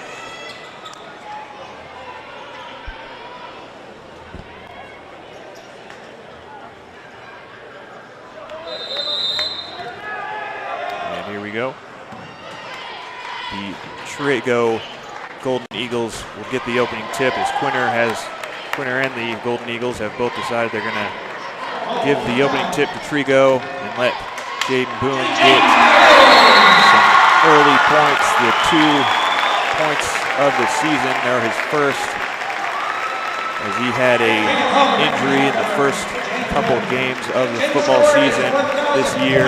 He missed out on a lot of his senior year activities, so it was a great thing to do from both Quinter and for Trego to let Jaden Boone get a couple points, get some recognition in here. He's had a great career here at Quinter. He's been in multiple sports, done a lot for the high school. They love him around here. Now we're all tied up and we're ready to get this game started in earnest, as Trego will throw it in from the baseline. Coach Chris going to stick with that senior lineup too, and he's going to send out Keegan Haldeman out there. See a defensive presence from Haldeman, and all the energy that he can put out on the floor will be present too.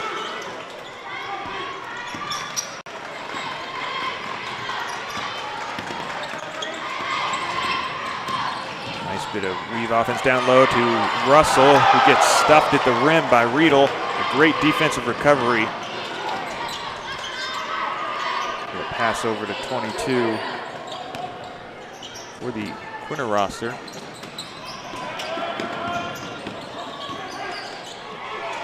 That is Keegan Halderman. Just came in for Jaden Boone, excuse me. Now Riedel will head off to start this offensive possession, as Trego has taken an early 2-point lead.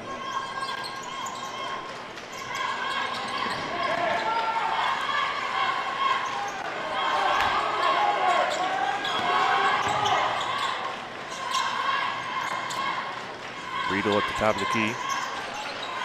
To Bridges at the free throw line. Looking for Johnson in the corner. Riedel tries to dribble around his man. Eventually gets a 2-point up, but it falls wide. And a great pass ahead by Charlie Russell. Eventually will end up in 2 points for Trego. Golden Eagles with a 4-point lead.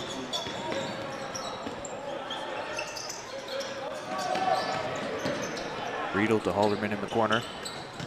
Pass a little wide to Johnson, but he gets control of it. Riedel down low, gets his pass blocked by Mulsum. He does get possession, but then turns it over to Gunnar Wilson, who drives all the way down. And then Johnson will poke that ball out. Eventually, will go out of bounds, and it will be Quinter ball.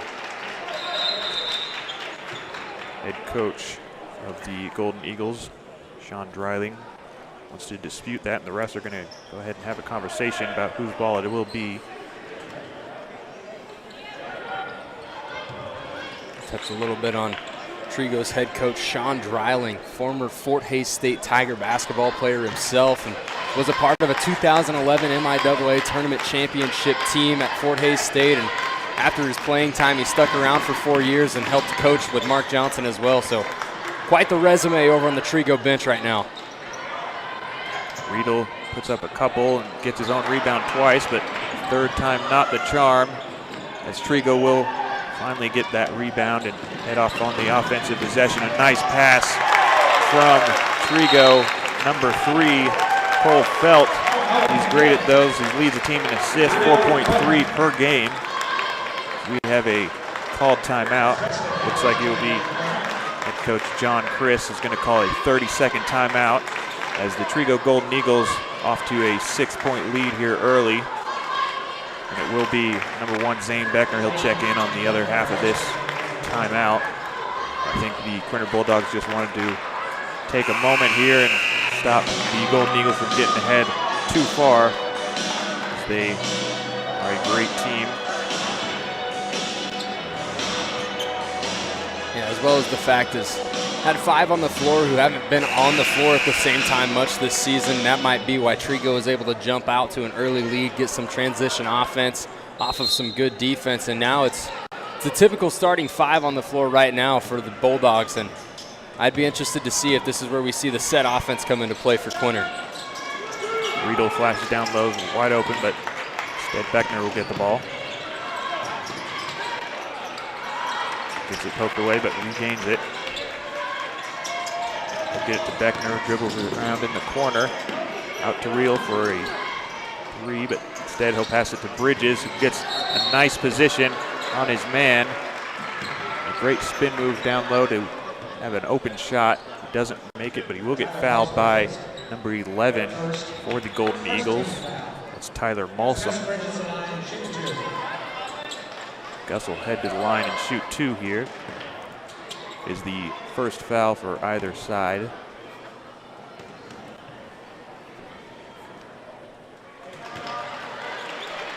was a really nice job by Gus Bridges that time to flash, and not a zone defense, but flashing to an open area on the floor is helpful all the time, and Bridges did so that time, was able to get a steal also and spin towards the basket.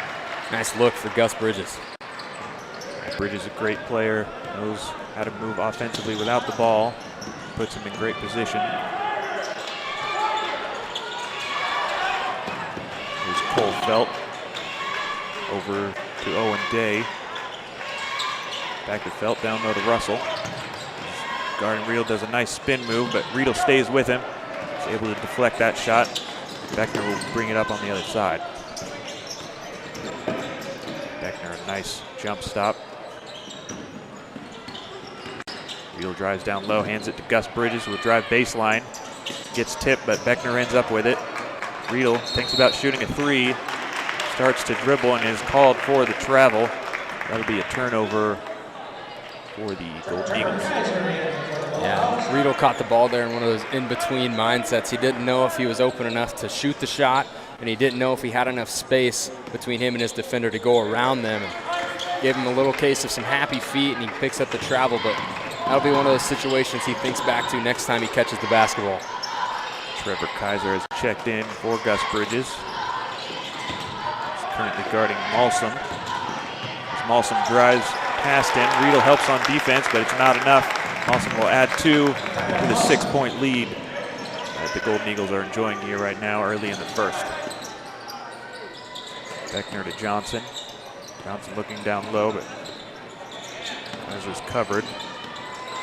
Riedel driving in the lane. He won't get those 2 points. Ball is loose down low. It finds Johnson out in the corner. 3 is just a little too strong. And a nice pass down to number 21, Owen Day. It's a great pass from Colfelt. As I mentioned, he leads the team in assists. That's his specialty. He runs this offense, really gets the team great opportunities to score, including their star player, Charlie Russell.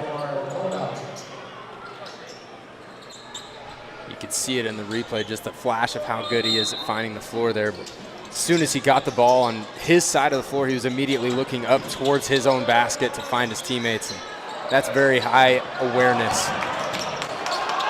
Here's Russell, a nice pass down to Felt. It usually happens opposite way, and Felt will miss that, but he does get the rebound as it was bobbled around. He misses the shot, but a nice putback tip from number 22, Gunnar Wilson. A wide open shot for the Quinter Bulldogs. That's Ethan Grumbacher. It'll rattle out, and Trego will head out on the offensive end.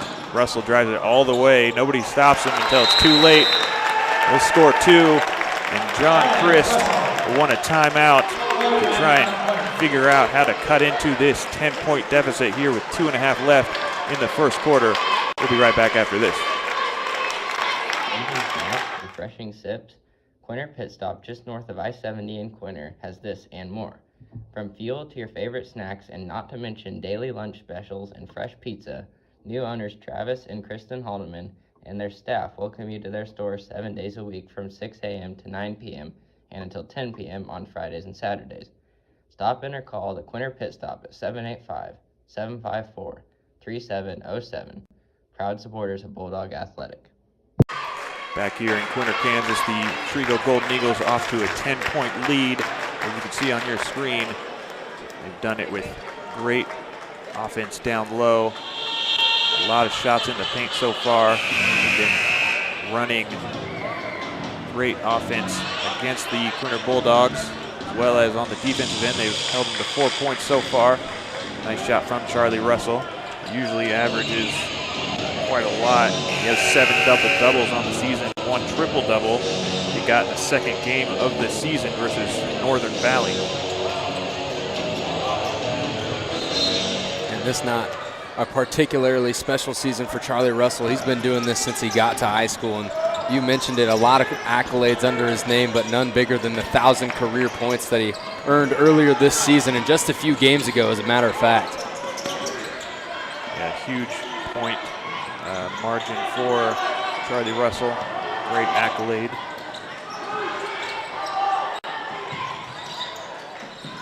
That ball will head down to Trevor Kaiser down low. Tries to get it back out to Havlis, but it's fouled off the foot of Graydon Dynas. And number 31, Caden Brown, will sub in for the Golden Eagles. Before that ball can be thrown in, do have another sub, it looks like. The refs are going to try and decide which was first, throw in or the buzzer.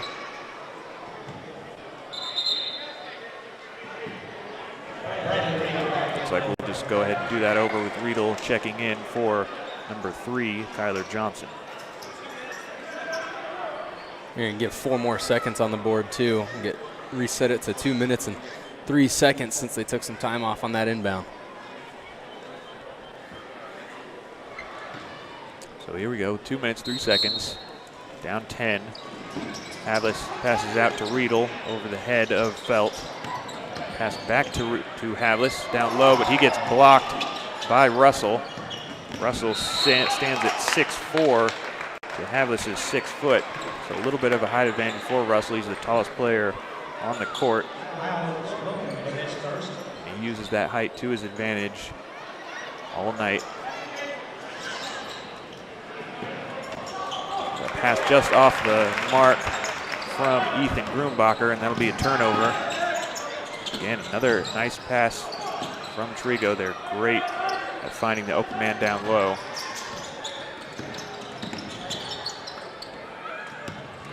Here's Felt out to Wilson. Tried to spot up from the Bulldogs, but instead he'll pass it down low to Russell, who won't get the 2 points, but will get the foul. And that'll be on number 21, Bradley Riedel, his first, the second for Quinter here tonight. Yeah, pretty clean here through the first quarter for both of these teams, and right now it's just Sean Dreiling's team came here prepared to play, and they've executed from the very get-go. And ever since Jaden Boone found his seat on the bench after the opening layups, it's been all Golden Eagles because they haven't slowed down, and Sean Dreiling is keeping Coach Christ on his heels on the opposition.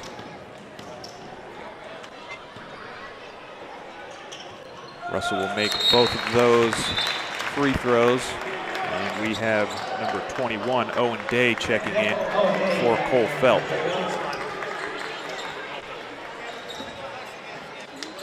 Looks like Golden Eagles going to show a little bit of pressure here. Trap, full court trap.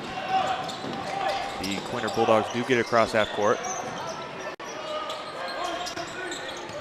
So the Golden Eagles will fall in a 2-3 zone, looks like. Grumbacher over to Beckner. Kaiser flashes to the high post. That ball is, looks like, kicked by Trego. And Kaiser will be subbed out for Gus Bridges, who checks in. Bridges flashes to the three-point line. He looks for Riedel down low, but it's not there. Now to Havlis in the corner. Beckner in the opposite corner. He's wide open. He'll shoot for three. It's off the front end of the rim.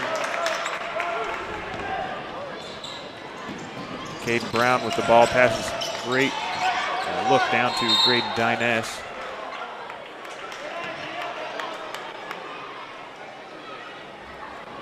Trego has really good offensive awareness. They're really finding the open man.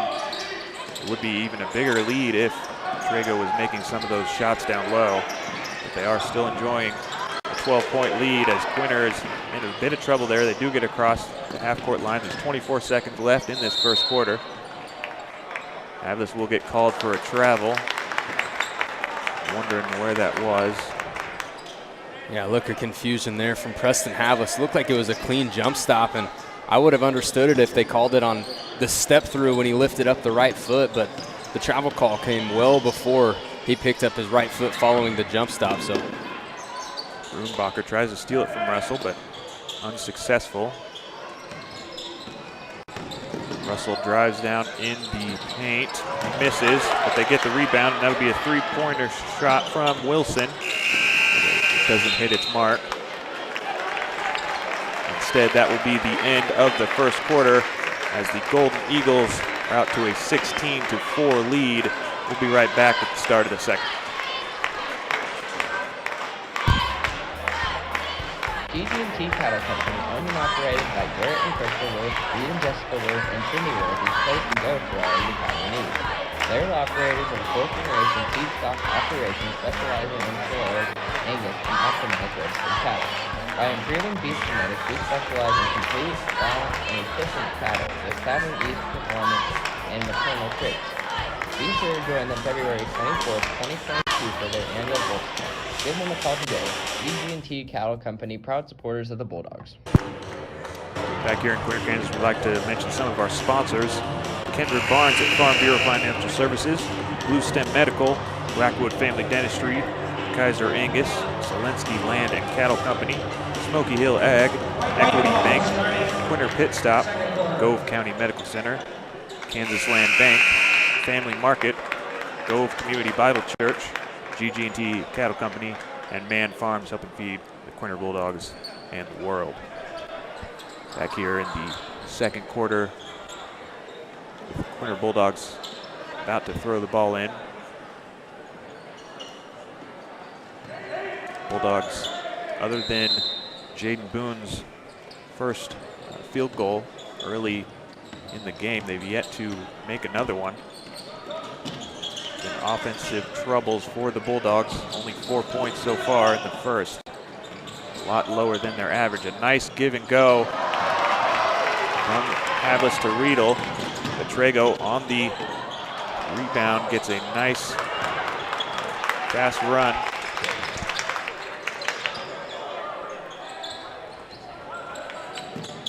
And that'll be Russell from 3. And that's in.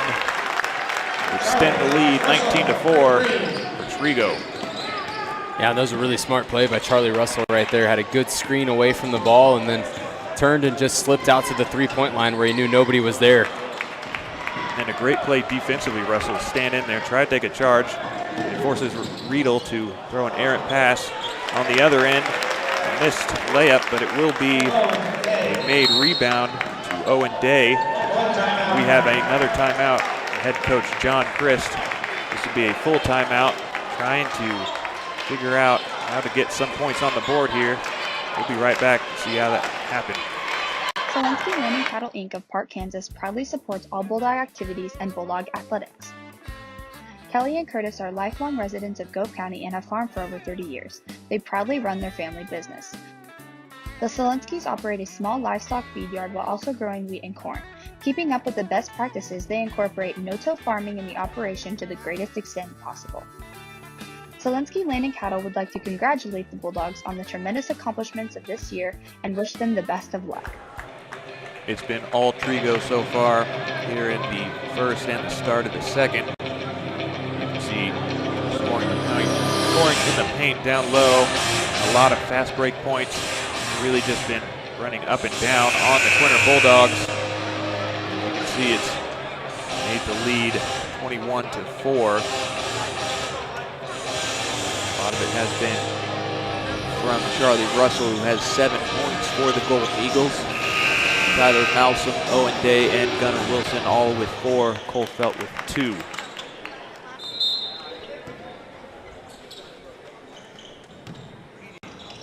Riedel will bring the ball up. Looks like Eagles are trying to trap again. Quinter with the ball. Riedel open on the opposite end of the block, but Gus Bridges will take it himself, and it just rolls off every part of the rim. Felt his check back in. He'll pass it to 31, Caden Brown in the corner. That was a travel.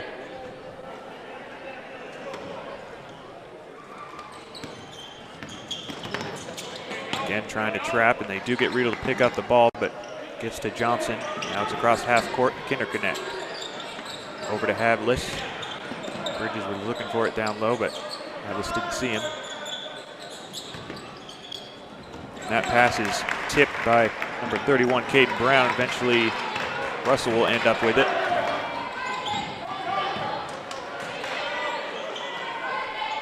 Felt will start the offense here. He's open for 3, hesitates, instead drives, gets it just past the outstretched arm of Riedel. Add 2 points. Johnson wide open on the other end. Make a nice layup to get those 2 points back. Lead now 23-6 for the Golden Eagles. Riedel was hounding Feld on defense there, trying to make a mistake and get the ball back, trying to cut into this lead, but he ends up fouling. That'll be the second foul for Riedel. He'll take a seat on the bench, and in his place would be number 32, Avery Briggs. Yeah, that's kind of a big loss right now. Riedel's been the hustle man so far tonight for the Bulldogs and hasn't quit moving, has been able to facilitate the offense, and right now it's going to be up to somebody else to get the offense going for the Bulldogs.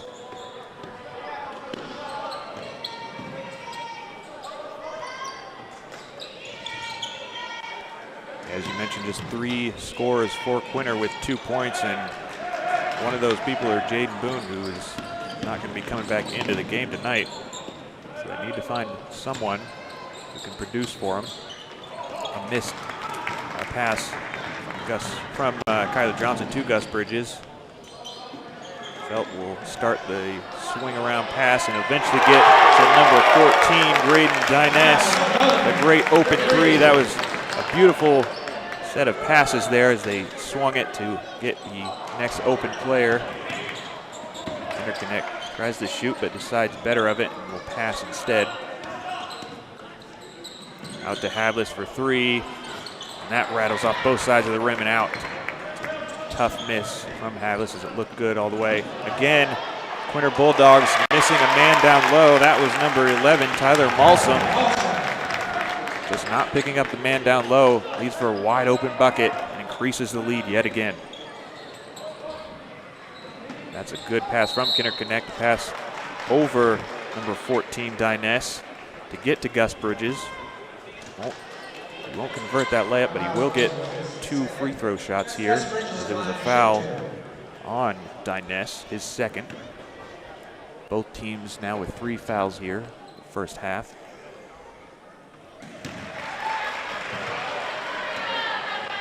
Good work down low by Gus Bridges just to use some hesitation and catch him off guard. Flash into the rim, and a better job to go up against the arms of the defender rather than trying to go into him with the shoulder or with the body.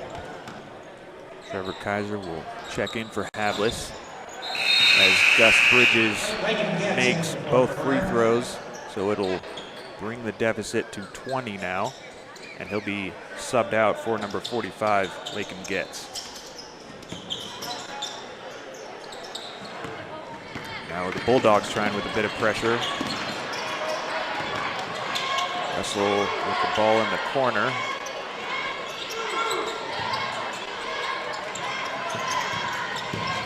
Fake a pass and dribble down low. A nice spin move on Kaiser, but shot goes wide. Quinter will rebound. Try and cut into this lead a little bit more.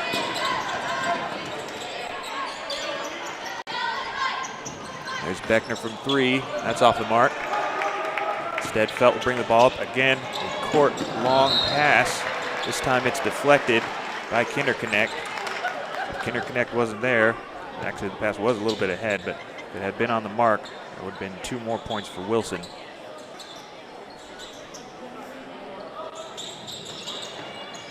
Russell, nice move. Get the ball down low and shoot over a much shorter Trevor Kaiser. Trego Golden Eagles starting to run away with this.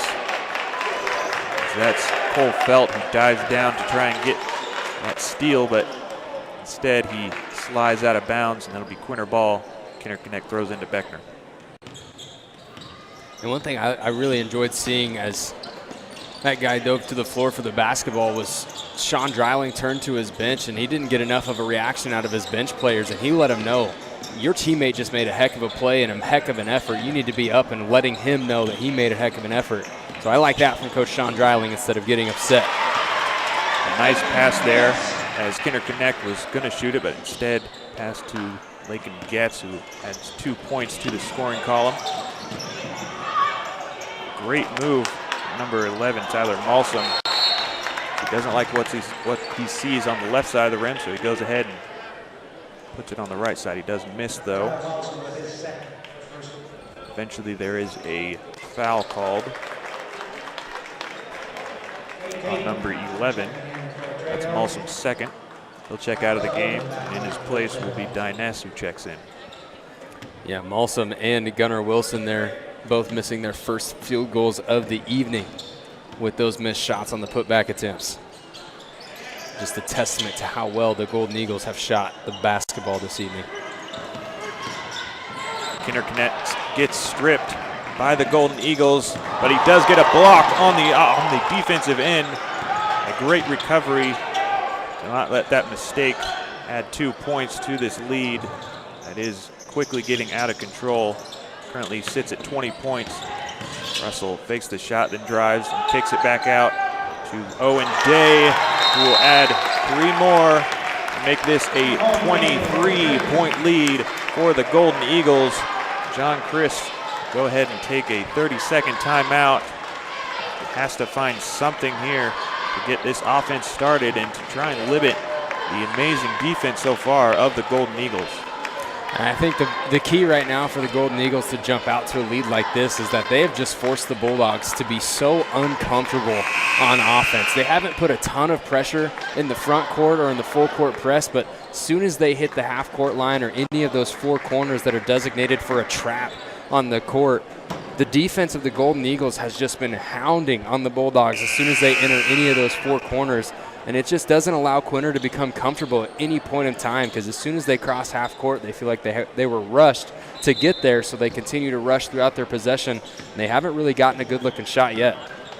And anytime Quinter misses a shot, Trego Golden Eagles are on the fast break immediately and have gotten some easy points down low, as Getz will try and get easy points, but instead it gets blocked by Owen Day. He was swarmed by a couple of Golden Eagles down low.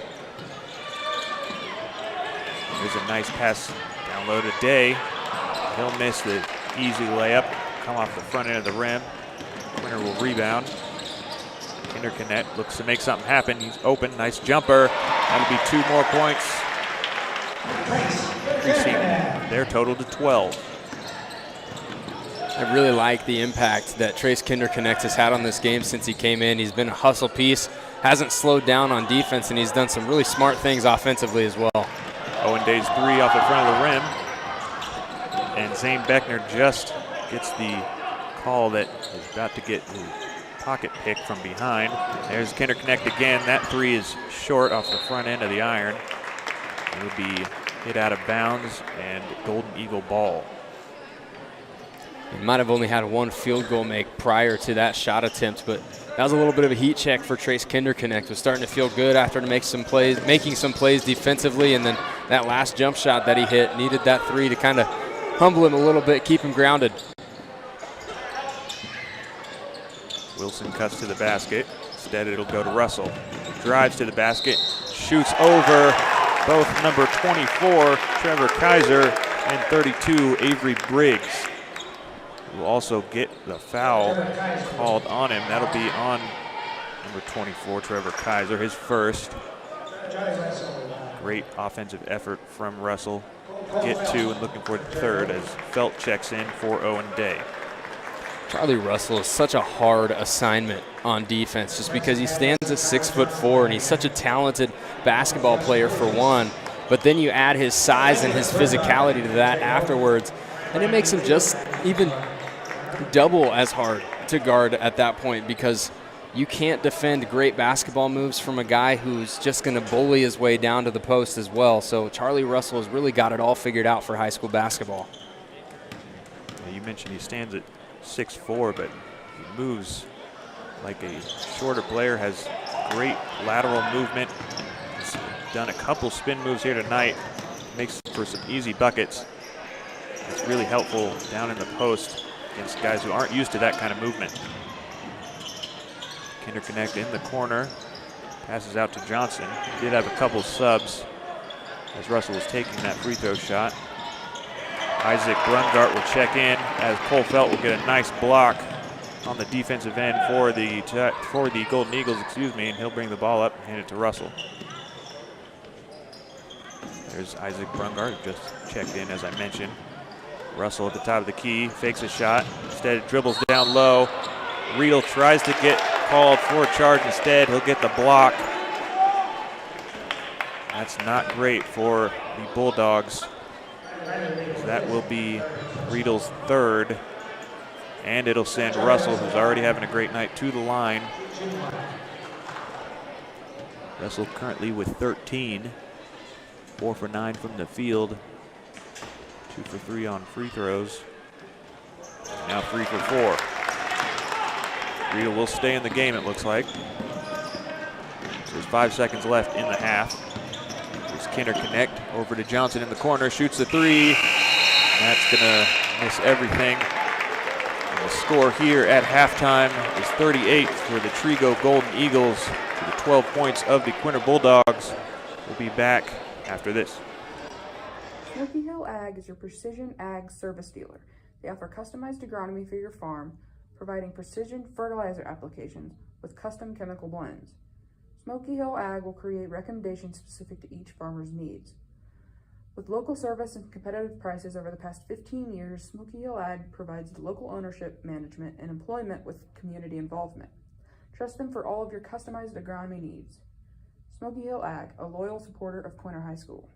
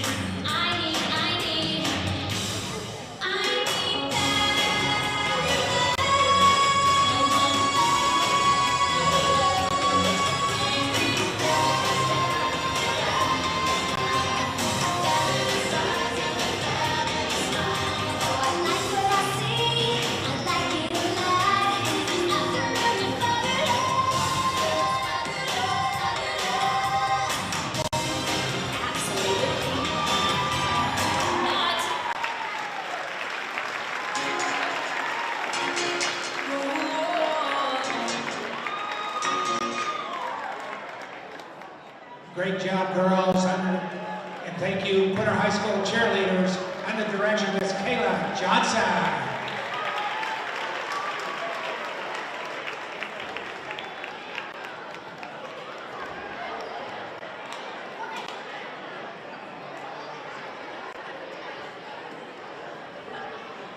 Okay, it's that time, ladies and gentlemen, to chip your raffle tickets for the winning numbers of the Great State Giveaway. Simply scan the QR code with your smartphone to see if you have a winning number. Bring the winning number to the red table located in the east hallway directly behind us to claim your stake now or before you leave. They are frozen solid. On behalf of the Quinter Public Schools, thank you for supporting Feed the Dog Pound program.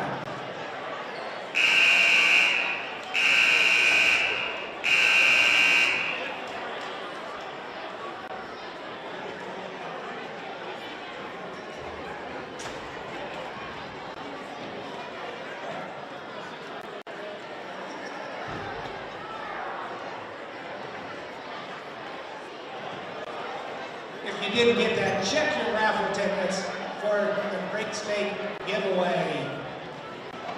There's an QR code on your ticket. With your smartphone, you can scan it right out to the right of me. Go out there and see if you've won your stakes.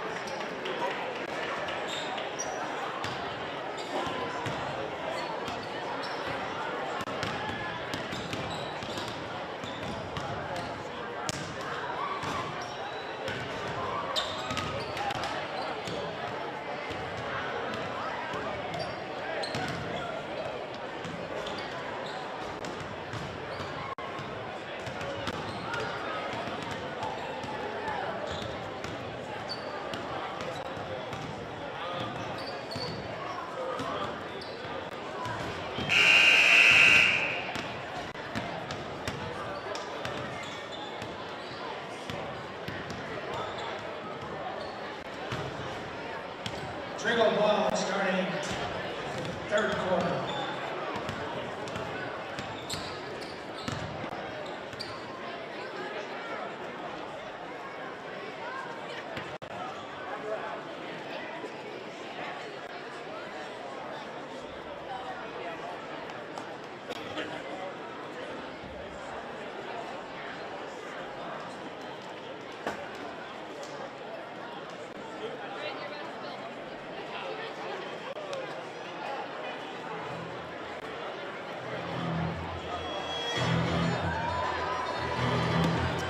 Back here in Quinter, Kansas, about to get started with the second half of the game. The Bulldogs currently down 26 points as they were outscored 22-8 in that second quarter. It was a great run by the Trego Golden Eagles, especially Charlie Russell, who currently has 14. He's outscoring the Quinter Bulldogs by himself. The Owen Day has also put up 7 points. Mousom has 6. Felt with 4, Dynas with 3, Gunnar Wilson with 4 as well. And for the Bulldogs, Kyler Johnson has 2, Bridges with 4, Kinder Connect with 2, Jaden Boone with those 2 points early on, and Lakin Getz also with 2 points. Trego will get this started as Felt will bring the ball up. Russell has it on the elbow. Pass it in the corner to Owen Day. That three-pointer will hit off the front rim. Johnson will rebound. Nice pass to Quinter in the corner. He tries to pass it back out to the top of the key, but nobody's there. That'll be out of bounds. Quinter ball will head to the Trego side. Yeah, tough there for Quinter because he just thought that Kyler Johnson was going to stay in the trail spot, and then Kyler Johnson and Gus Bridges really never communicated who was going to be the trail man in transition. Neither one of them wanted it, so the ball just rolls into the backcourt. And unfortunate first possession for both these teams coming out of halftime. Pass down low to Russell. Havlis on Riedel comes over. And so he'll pass to Felt, who makes a buttery smooth three-pointer from the corner. Riedel now driving on Felt. Picks up his dribble, and he'll hit a fadeaway jumper to get those 2 points back. Day throws into Felt. Bulldogs with some pressure. Russell will have the ball. Drive on Havlis, and then he'll dish to Owen Day in the corner. It's a high arcing three. Havlis will get the rebound and then get fouled by Malsom. It's the first foul of the second half. That is Malsom's third. Malsom, as I mentioned, has 6 points. He's 3 for 4.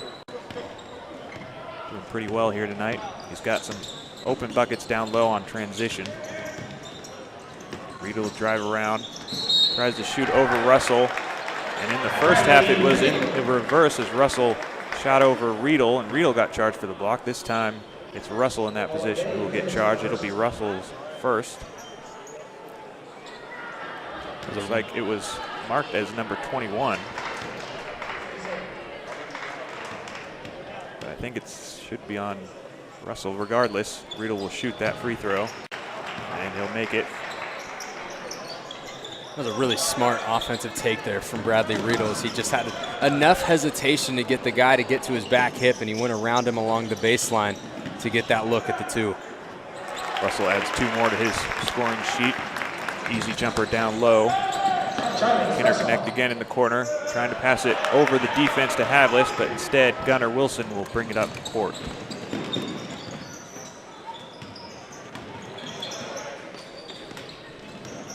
Felt passes to Russell in the corner. Havlis ready in case Russell decides to drive, and he does.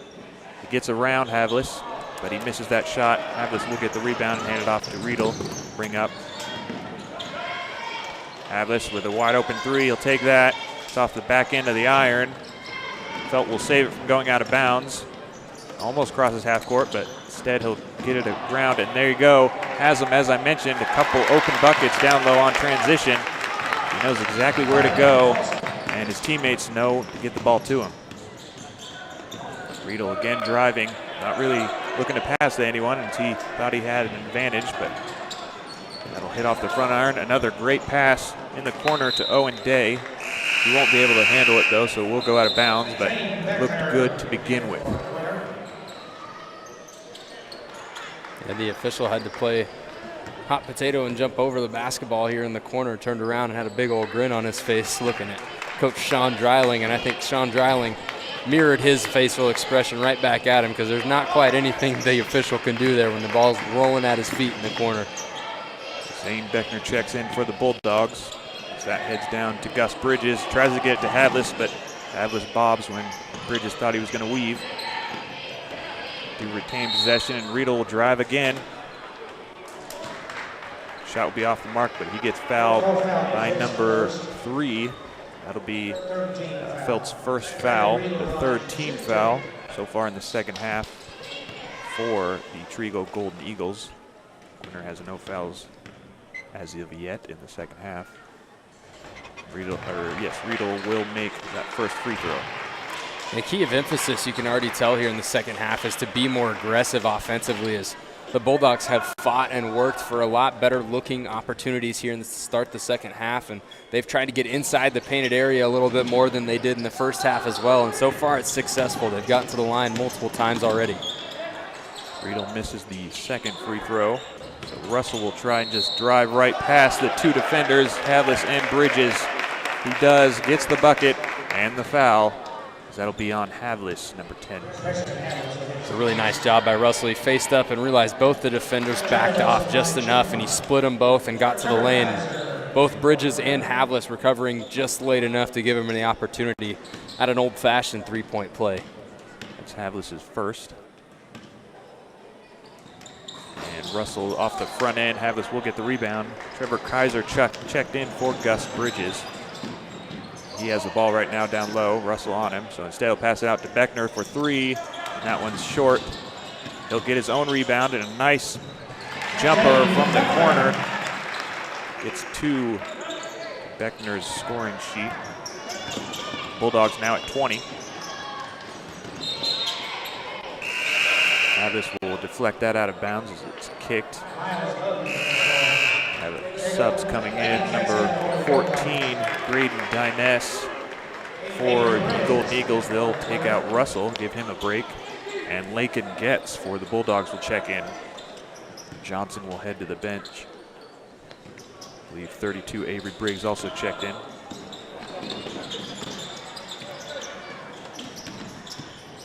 Malsom down low, a nice move going one way and then coming back the other way. His shot was a little short. Riedel looking for someone to give the ball to. Finds Briggs. There's Getz down the center. And the foul is called on number 11, Malsom, as he pushed Lakin Getz in the back, trying to not give up position. As Getz a bit more power to him than Malsom. He's a bit more finesse player. Yeah, I was just going to mention that with Charlie Russell on the bench taking a break, that was going to be the exploit that the Bulldogs were going to have to use offensively. But as soon as that foul comes up, Charlie Russell checks back into the game and immediately goes and starts to guard Lakin Getz. And right there it pays off for him because he gets a steal when they try to enter it to him.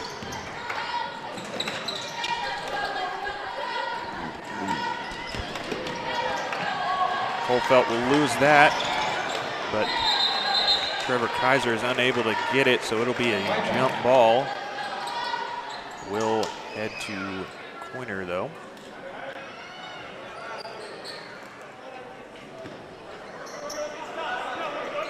Kaiser throws into Riedel. Bulldogs currently down 27 with 3.5 left in the third. Game's looking a lot like the girls' game earlier in the day.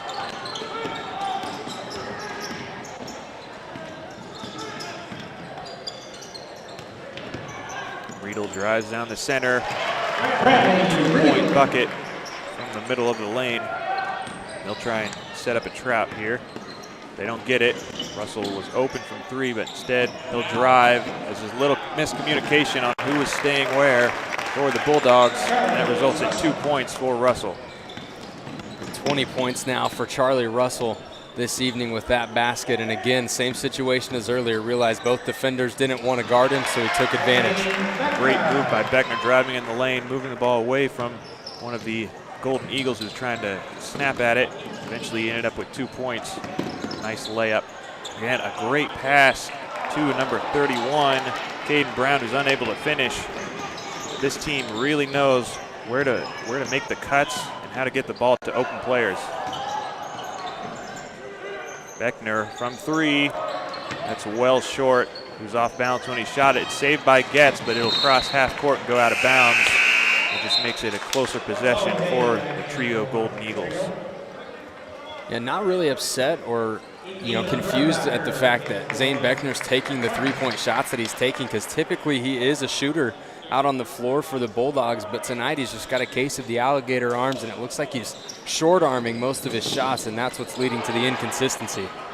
Owen Day there gives up a great layup for a better look as he passes to Braden Dyness, who will get the 2 points and the foul. Great bit of unselfish basketball that's led them to this 51-24 point lead. There's still 2 minutes, 13 seconds left in the third. They convert on the old-fashioned three, as that foul was on Trevor Kaiser, his second. Beckner will come out. Isaac Bernard and Trego.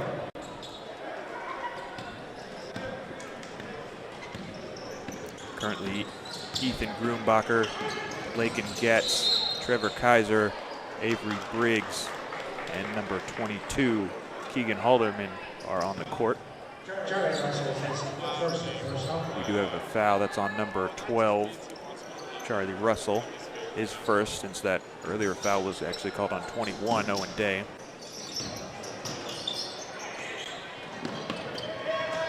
Pass to Halderman. Down low to Briggs. Briggs will make that three. Great shot from Briggs. Get down low, 2 men uncovered. Owen Day will take this one. Not much more you can say as Bulldogs just not getting on defense, not covering those open players down low. It's been happening all night, just on transition. As we have another transition, but instead we're going to get called a foul before we can progress. That foul will be on Trevor Kaiser, his 3rd foul. 5 fouls for the Golden Eagles and 3 for the Bulldogs here with 1.5 minutes left in the 3rd.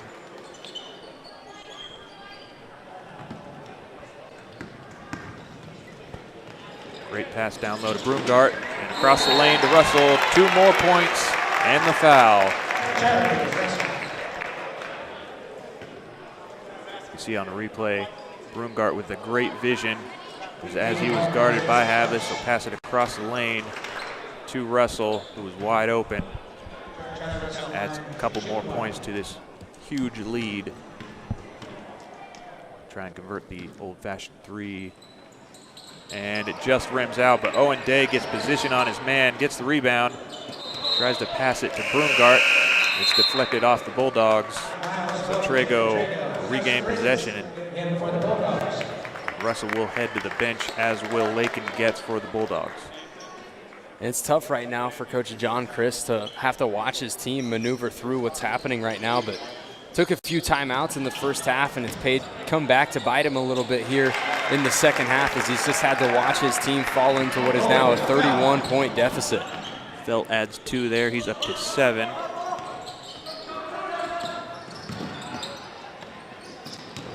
Briggs to Kaiser. Ethan Grumbacher. Felt gets a hand on it, but Grumbacher's able to grab that. That'll get poked by Caden Brown, so it'll stay Quinter ball. Bulldog offense just struggling to get away from this side of the court right now, and it's been the key is the Trego defense hasn't had to move a whole lot with the ball staying on the same side of the floor. They get it across and get a good look. The Bulldogs have been definitely struggling. We get another great pass from Owen Day, as I'm in the middle of the sentence, just don't have enough time to talk about Quinter, as Golden Eagles are just running up and down the court and running up the scoreboard, as they now sit at 60, and we have yet to enter the 4th quarter.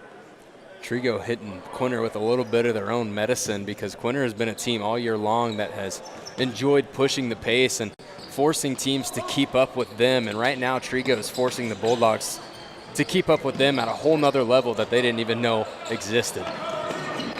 Really just great basketball all around by Trego. Quinter is just getting hit in the mouth here.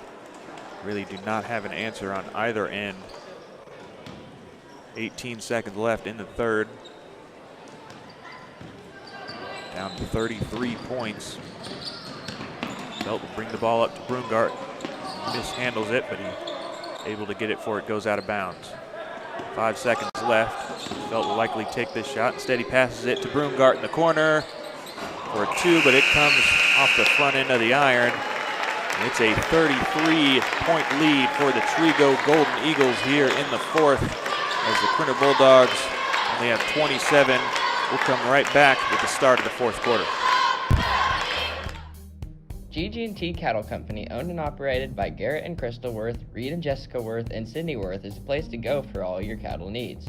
They're the operators of a 4th-generation seed stock operation specializing in Solares, Angus, and optimized registered cattle. By improving beef genetics, we specialize in complete, balanced, and efficient cattle with calving ease performance and maternal traits.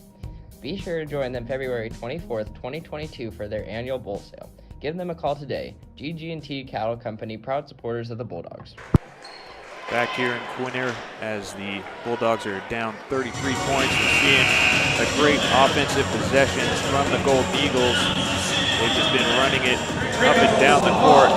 Great passes in transition offense have really just been demoralizing for the Bulldogs. They haven't even got a chance to get their defense set. And when they do, Russell just goes ahead and shoots over him as he stands at 6'4". There's a lot of offensive prowess.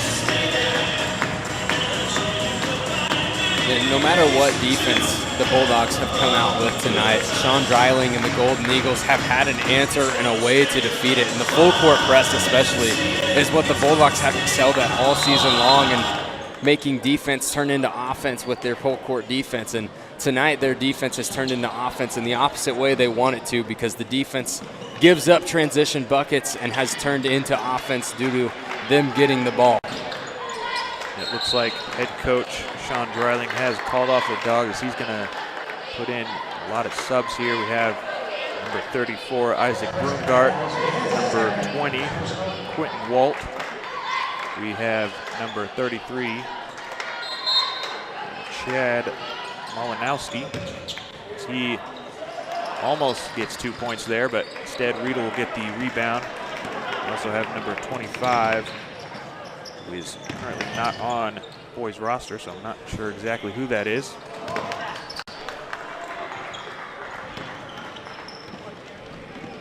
Gets the ball in the corner. It comes out to number 20, Quentin Walt.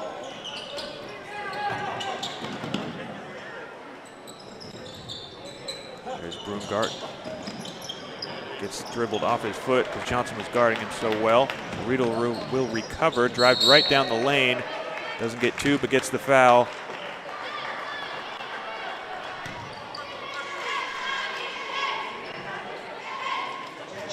That foul will be on Malinowski.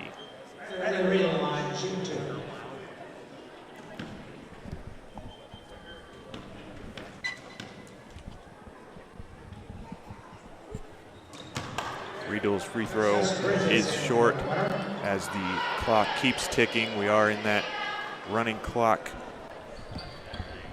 era as they're currently down over 30 points.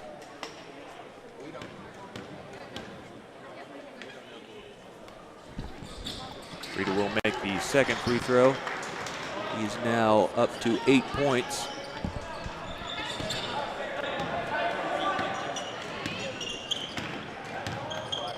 Bulldogs try to trap.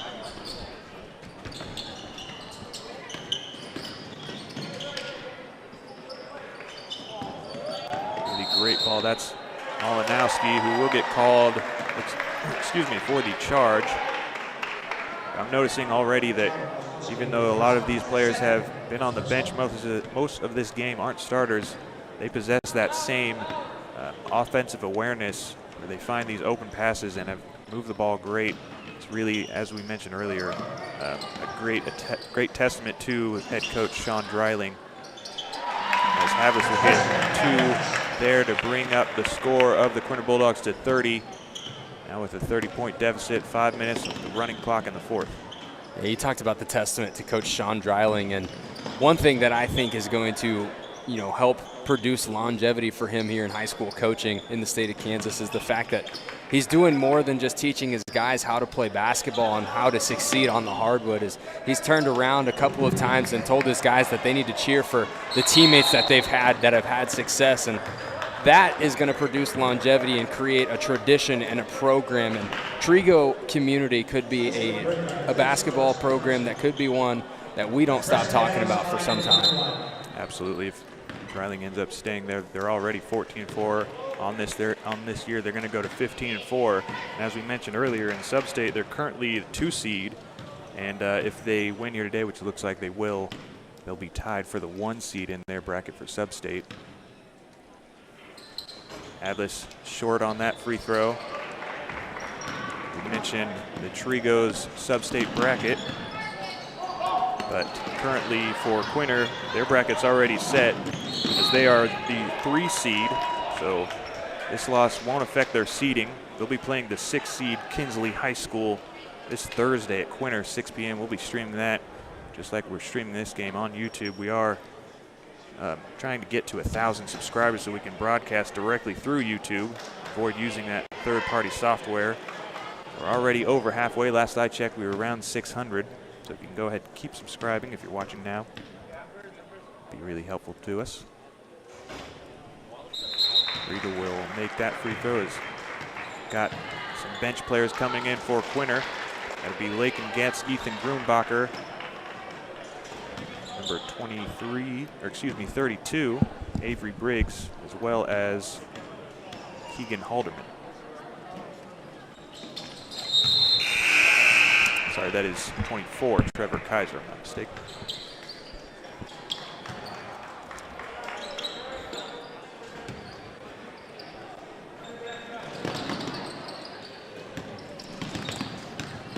Did find out that 25 is Jaron Winholtz, who's listed as 13 on the scoring sheet, so got that cleared up.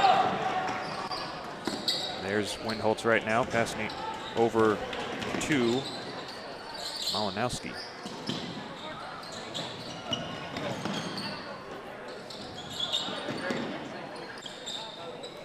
Brungart in the corner, tries to pass it over the defense. Number 20, Quentin Walt, is able to get a foul down low, or it looks like a foul is on Trego. And since Trego has 9 fouls, Quinter is in the double bonus. That was their 10th foul. The second foul on Isaac Brungart.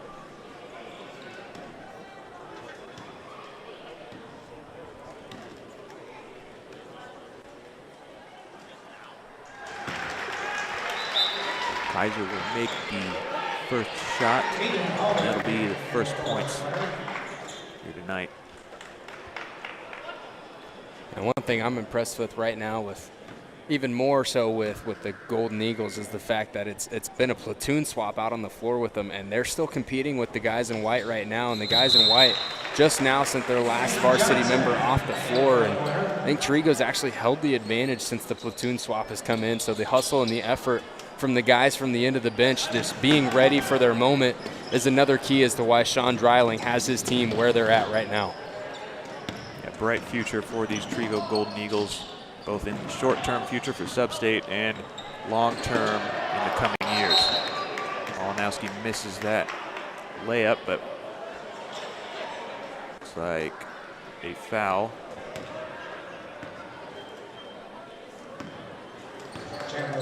On number 33, Malinowski, his third.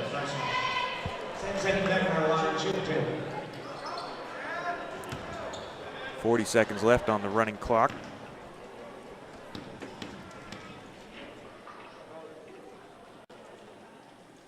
Beckner hits the front end, 2 shots.